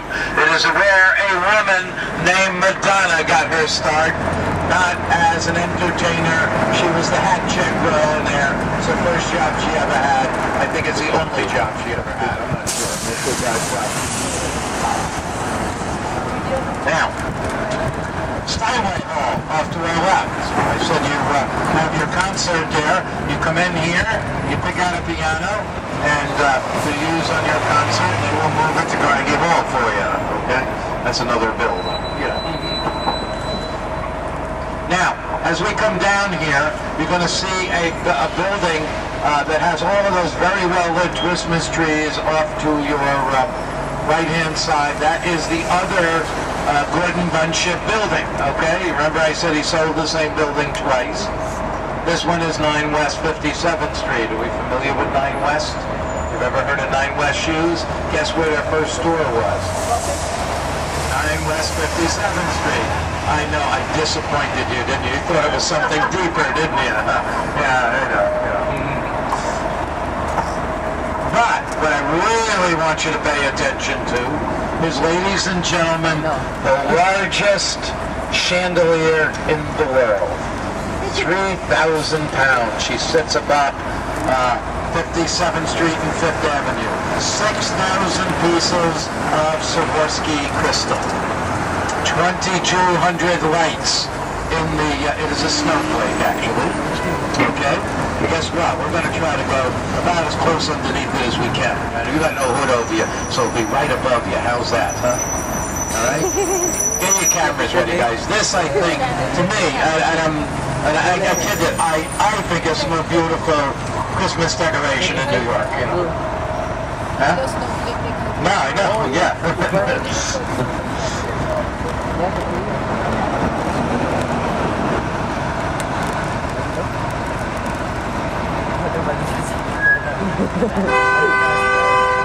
How you guys doing back here? Good, alright, okay.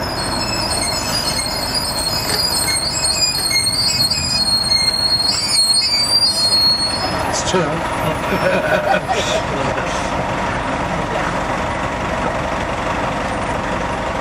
I don't mind when the kids go to sleep. It's when the adults go to sleep, I know I'm in trouble. You know?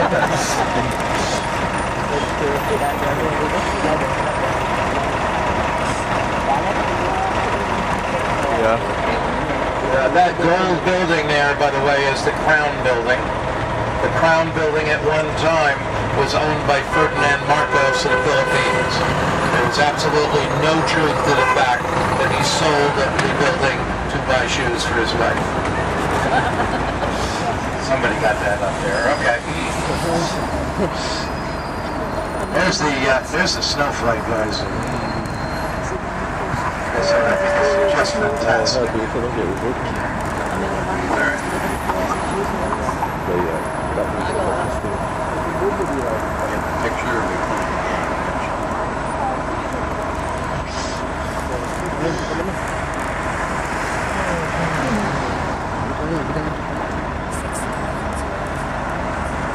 It's not cold, is it?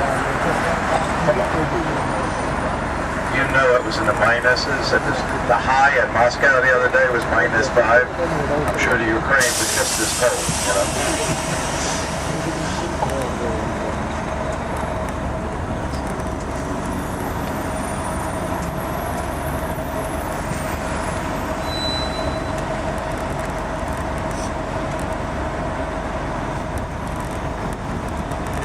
By the way,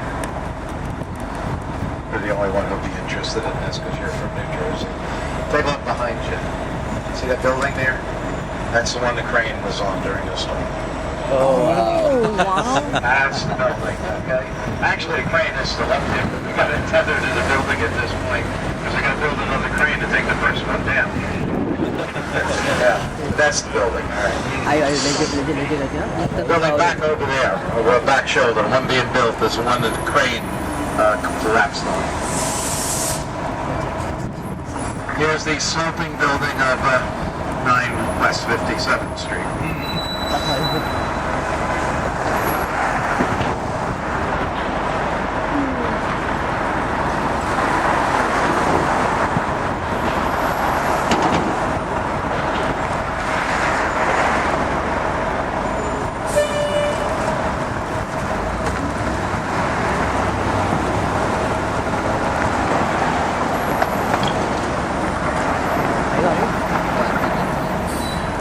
Here we come, just about up to the star here.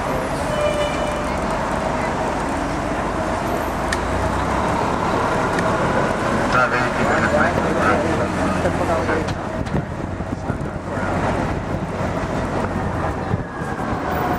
Yeah.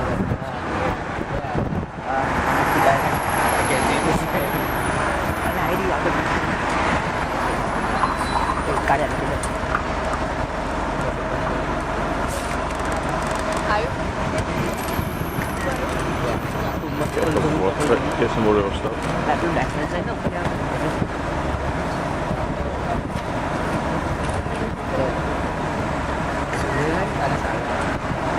What?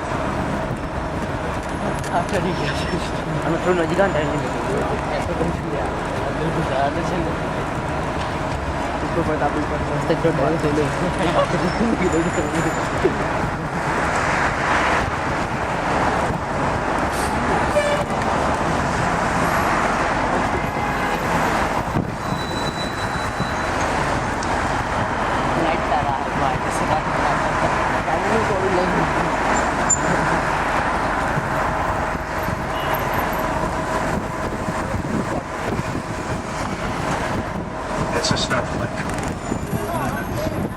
Oh, yeah. The moon and the star, yeah. Oh, you think you can see stars in New York? Look at this, okay.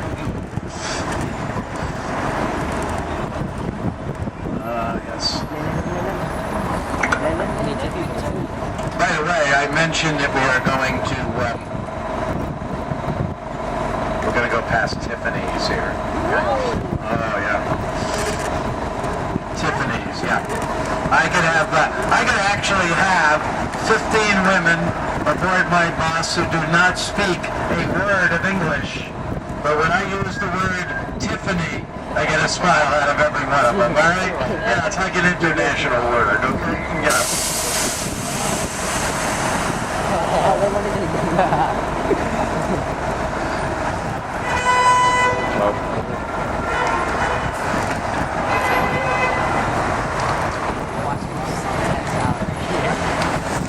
By the way, ladies, do not get the Alright, here we go, guys. We're almost there. I know anticipation's everything in life. There it is, guys. 3,000 pounds. Make a look at that. Get the stop right here. This is a light. So. Now, you guys that are underneath the hood, I am stopped for a ride. If you want to get a picture, bring your camera back this way. You can get a shot here in the aisle, okay? Alright. There you go. Alright.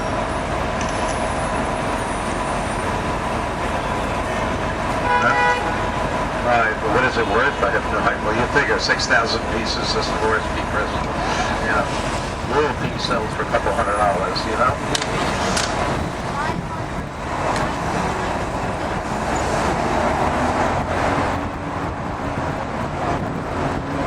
Really? I haven't heard about that one, really. Never. Well, I guess. I know a few people from Sandy she could have helped out, you know? It's alright. Okay, guys, here it is.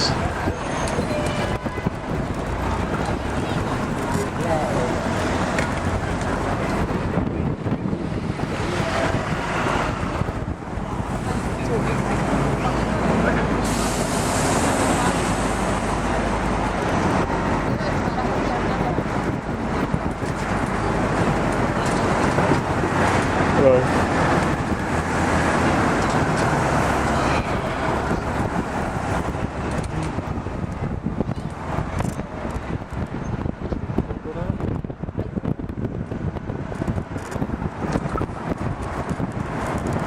going to pass the back of FAO Schwartz here, the world's most famous toy store. Owned by Toys R Us. It's the same store. See the Barbie section upstairs on this side, and I got a section on the other side. Right upstairs.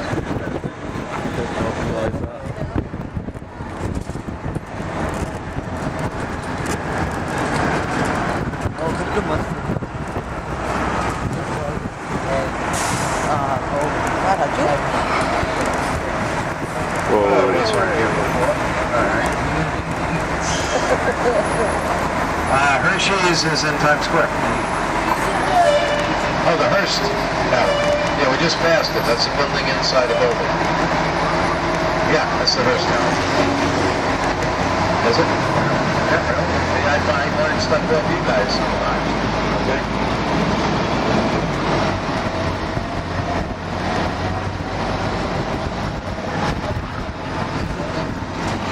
Now we had to make this little swing because we couldn't make a turn where we needed to, so we had to come around the block. But in front of you, of course, is Central Park, 832 acres inside the most valuable real estate in the world. Central Park. Supposed worth of the park, $15.5 billion. Real estate, 832 acres.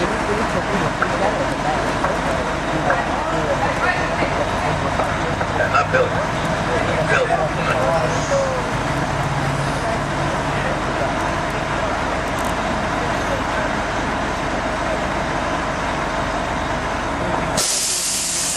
Now, once we make the turn here and we go down Fifth Avenue, we're again going to pass underneath the star, okay? So, like I said, we had to do that because we can't make the turn there. So, but now you can see the fabulous Plaza Hotel over to our right, all one time owned by Donald Trump. The young man in Home Alone 2, Lost in New York, stayed in that hotel. You remember that movie? Yep. We've seen that movie? Okay. Yep, that's where he stayed, was the Plaza.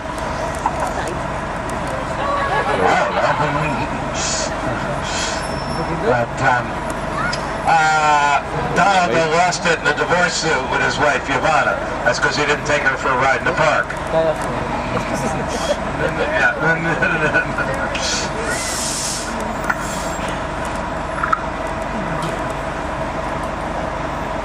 Oh, the Sherry Netherlander Hotel is off to your left here. Look up. Look at the size of this place.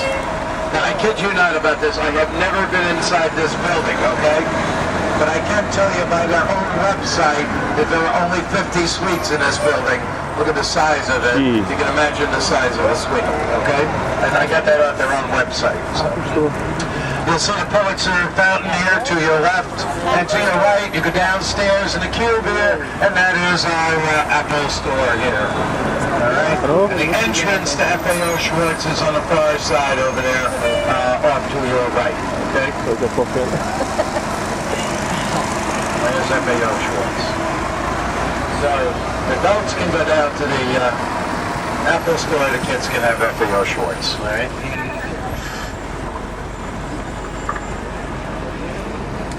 When we are passing this next block, take a look over to your right-hand side. We're going to take a look at the wonderful window displays in Berghoff Goodman, okay? Just beautiful displays. We're all going to pass by Tiffany's down here again, okay?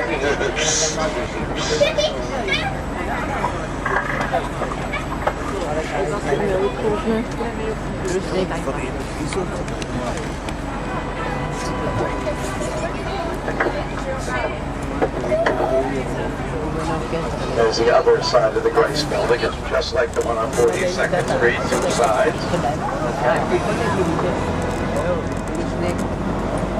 The Crown Building, again, in front of us up here. There's the windows of Berghoff Goodman. Take a look. They're beautiful.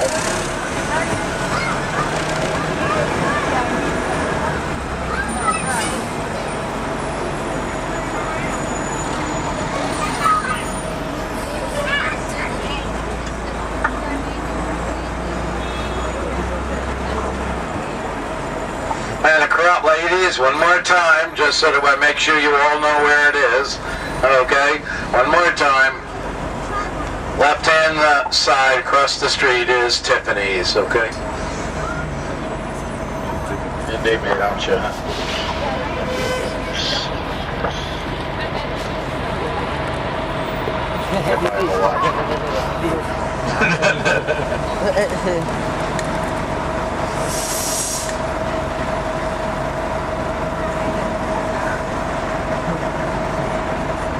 There's the star again, all right?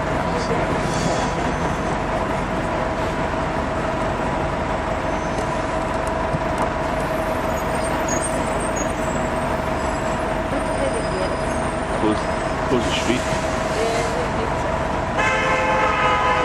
We're going to come up to a very nicely lit building again also. One block up on your right-hand side on the corner is Harry Winston, the jeweler.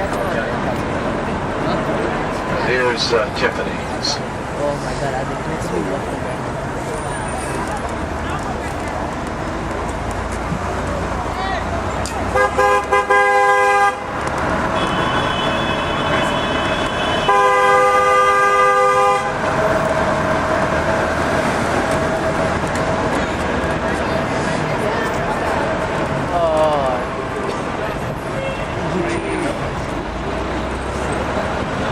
The church that we're going to pass on our right is the Fifth Avenue Presbyterian Church. And the two well-lit hotels on either side. On our right is the Peninsula, on your left is the St. Regis. Now we're going to pass Cartier's down here. And Cartier's has a really wonderful story about it. The Cartier's building was built in 1904 for Morton Plant. He was an industrialist. He was a very rich man.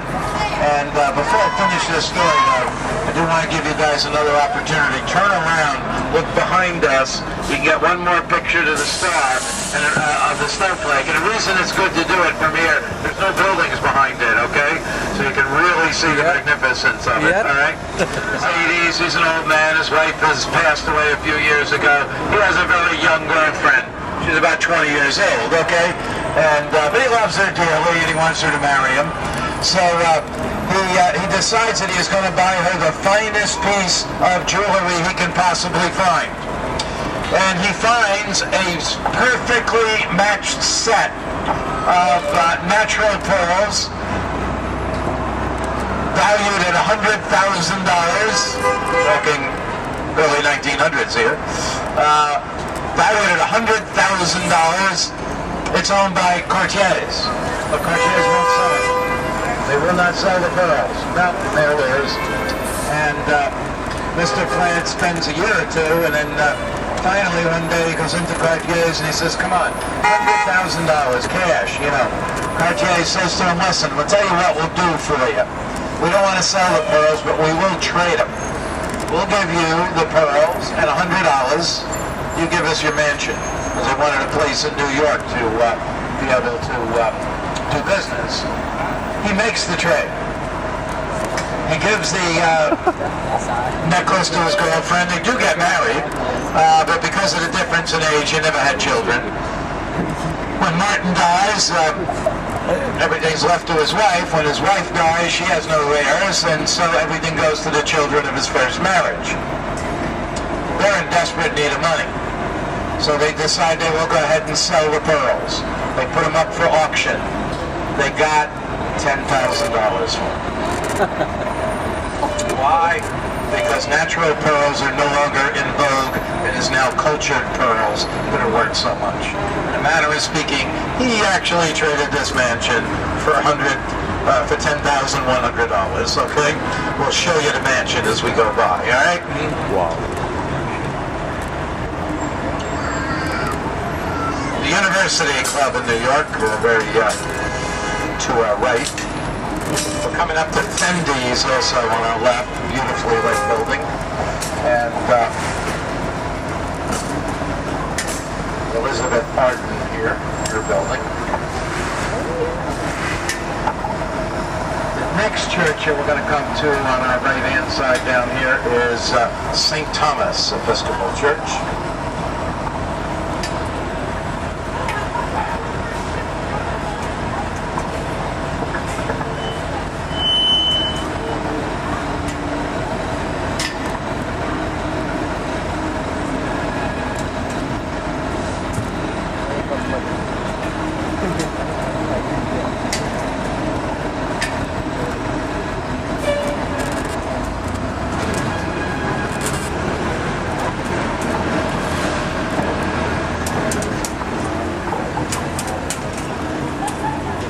Not that long.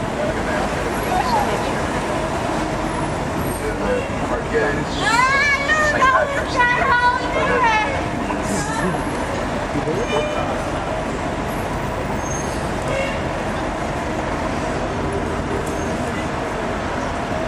Yeah, he'll show you. You'll see it.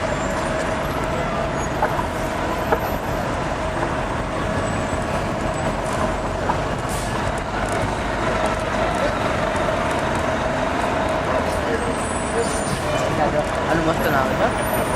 Adject ko.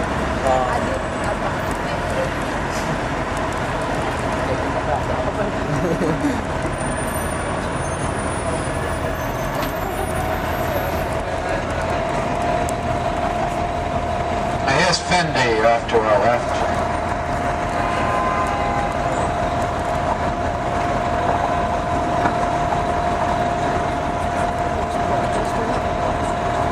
Yeah.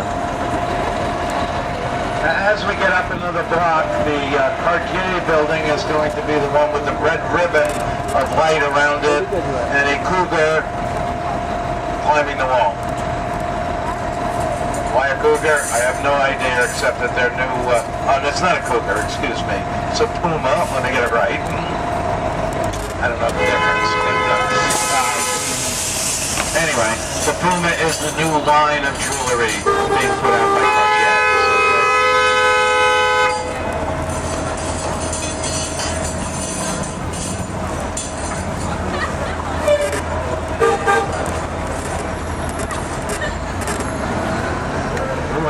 For reputation here. All right.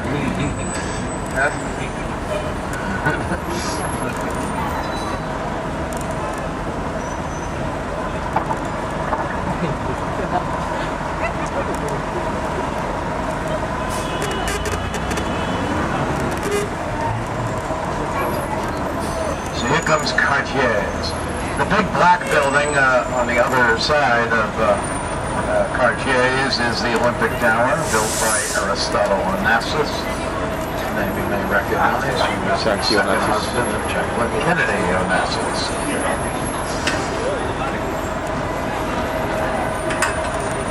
Jacqueline, of course, lived in New York after the death of John Kennedy, and then after the death of Aristotle, she moved back to New York. Lived here at the time of her death. There's the Cartier mansion, again built by C.P. Gilbert. Oh, yeah. It's Cartier. See the red ribbon thing there? That's Cartier's building. Yep. How do you spell it? Red ribbon. $10,000.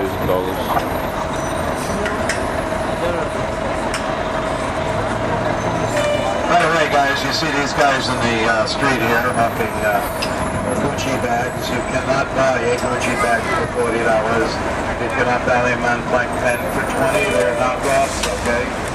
Doesn't mean the bags are bad looking, just don't take them out in the rain.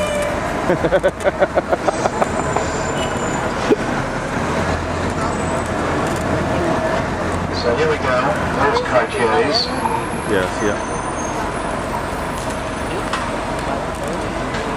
Not bad, huh?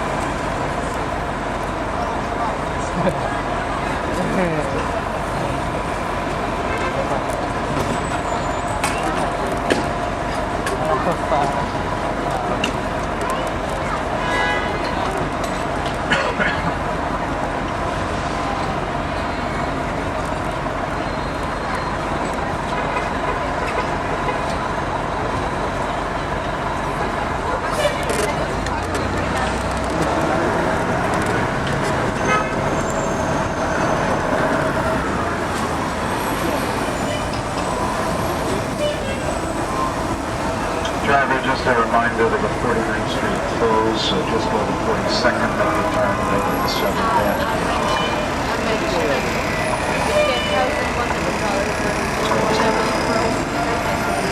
There's Versace, excellent.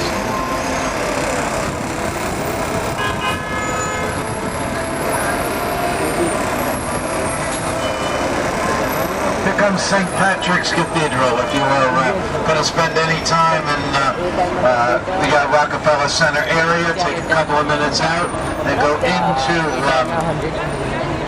St. Patrick's Cathedral. It is absolutely a gorgeous church. Beautifully decorated for Christmas. They have midnight mass here at Christmas every year. Every year I attend midnight mass here via television, channel 11, 12 o'clock at night. It's the only church where you can sit there and have a nice scotch while you're watching the mass.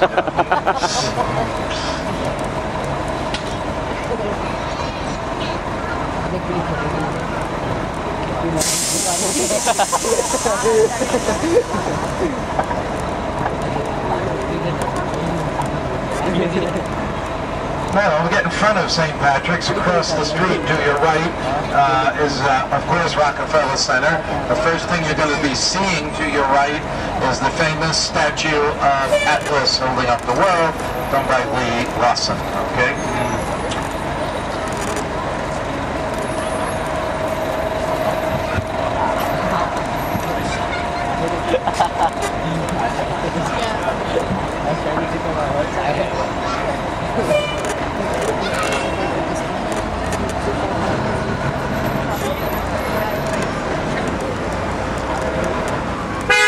So here's St. Patrick's.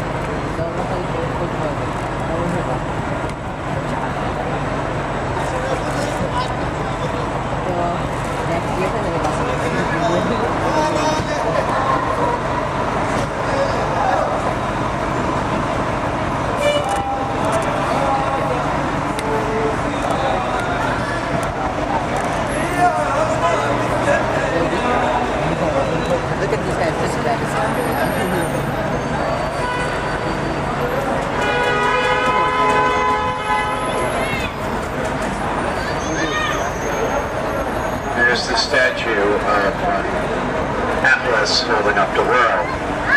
Now, as we get into the next block, on your left-hand side will be Saks Fifth Avenue. They have a light show that they put up on the wall here.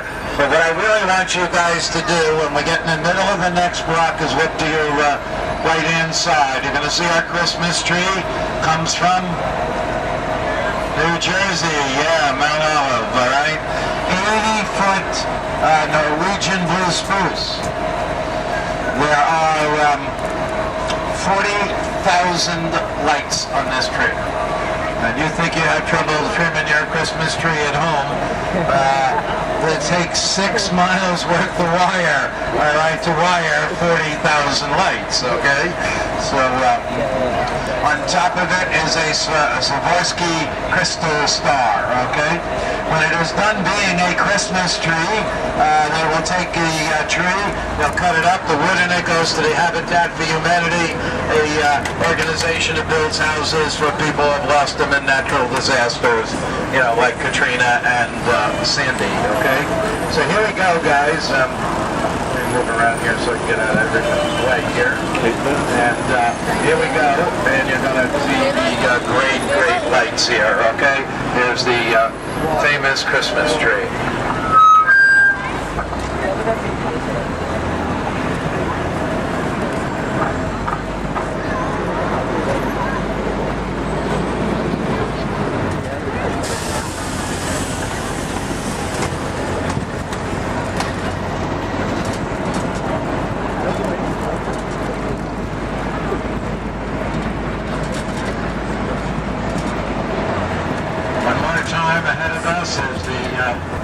Empire State Building, green and red for Christmas.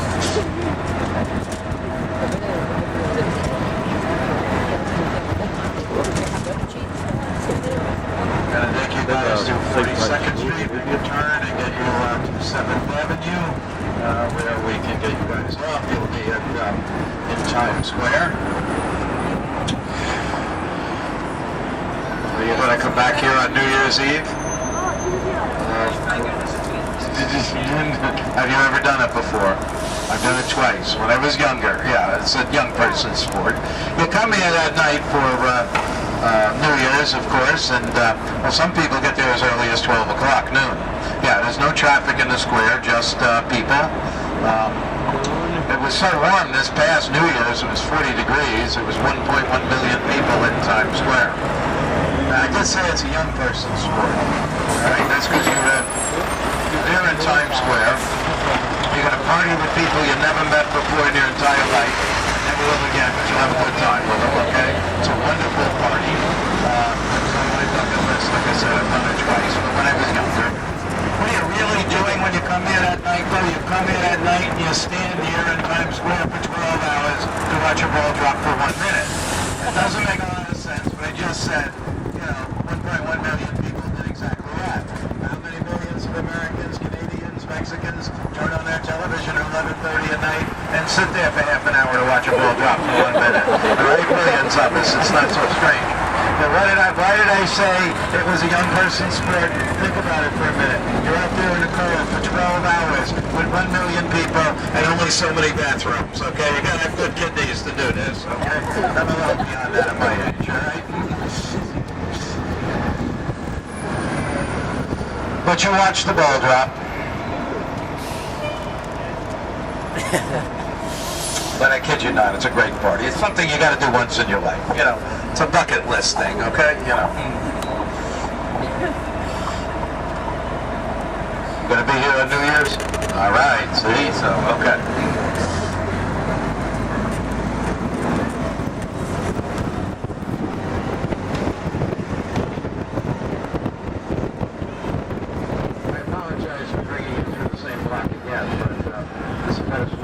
Back quickly so we can get you on the bus and get warm again for a little while, okay?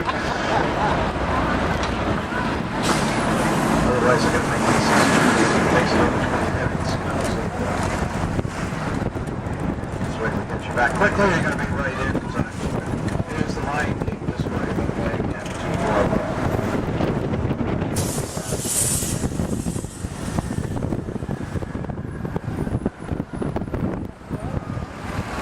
You guys have been a wonderful audience tonight. I want to thank you. It's been a pleasure for me to give you this tour. You guys have been a lot of fun, and I appreciate that. Makes it good for us too, and we're going to have fun aboard the bus. I'm going to ask you to do me 2 favors, though. Favor number 1. Have a good time while you're here in New York City, okay? You guys are on vacation. Have some fun while you're here. Take advantage of all we have to offer, okay? A lot of things that are absolutely free. And, is that your shoe? Oh, okay. I don't think it fits me, okay? It's a little small. All right. You can see the ball from here. Yes, that's the ball we drop on New Year's Eve. Yeah.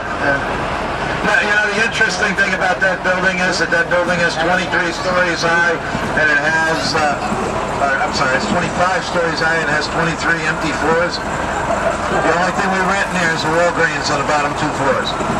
Other than that, you are looking at a totally empty building. Right? No, it's the ball. It is the ball. Now, in a couple of days, we'll take it down, clean it, put new lights on it, put it at the top of the pole. But I said that is a totally empty building. Why? Because people come from all over the world and take pictures of that building. And they take them home and they show them to their family and friends. What do their family and friends see? Do they see a building? No. They see Toshiba, TDK, Dunkin' Donuts, Budweiser, Sony, News Corporation, Mazda, you name it. All right? You ready for this? We make $30 million a year. the outside advertising in that building. You make $30 million a year on the outside of your building. You don't need tenants on the inside. They're nothing more than a bother, okay?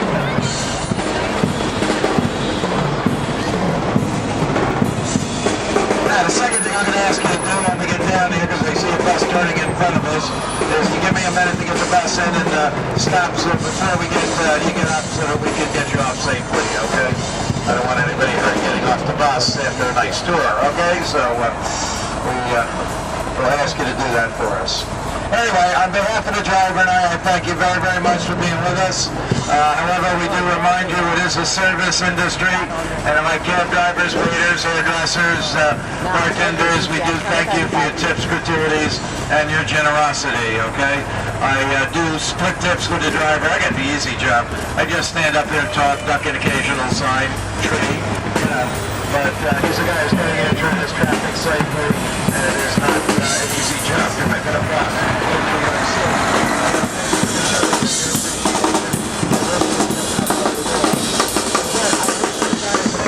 Everybody, Merry Christmas and Happy New Year, okay?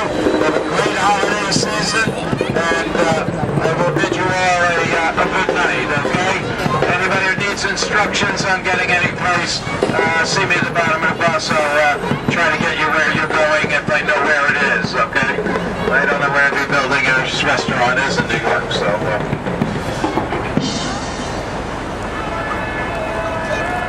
in the crossroads of the world, 42nd Street and Times Square.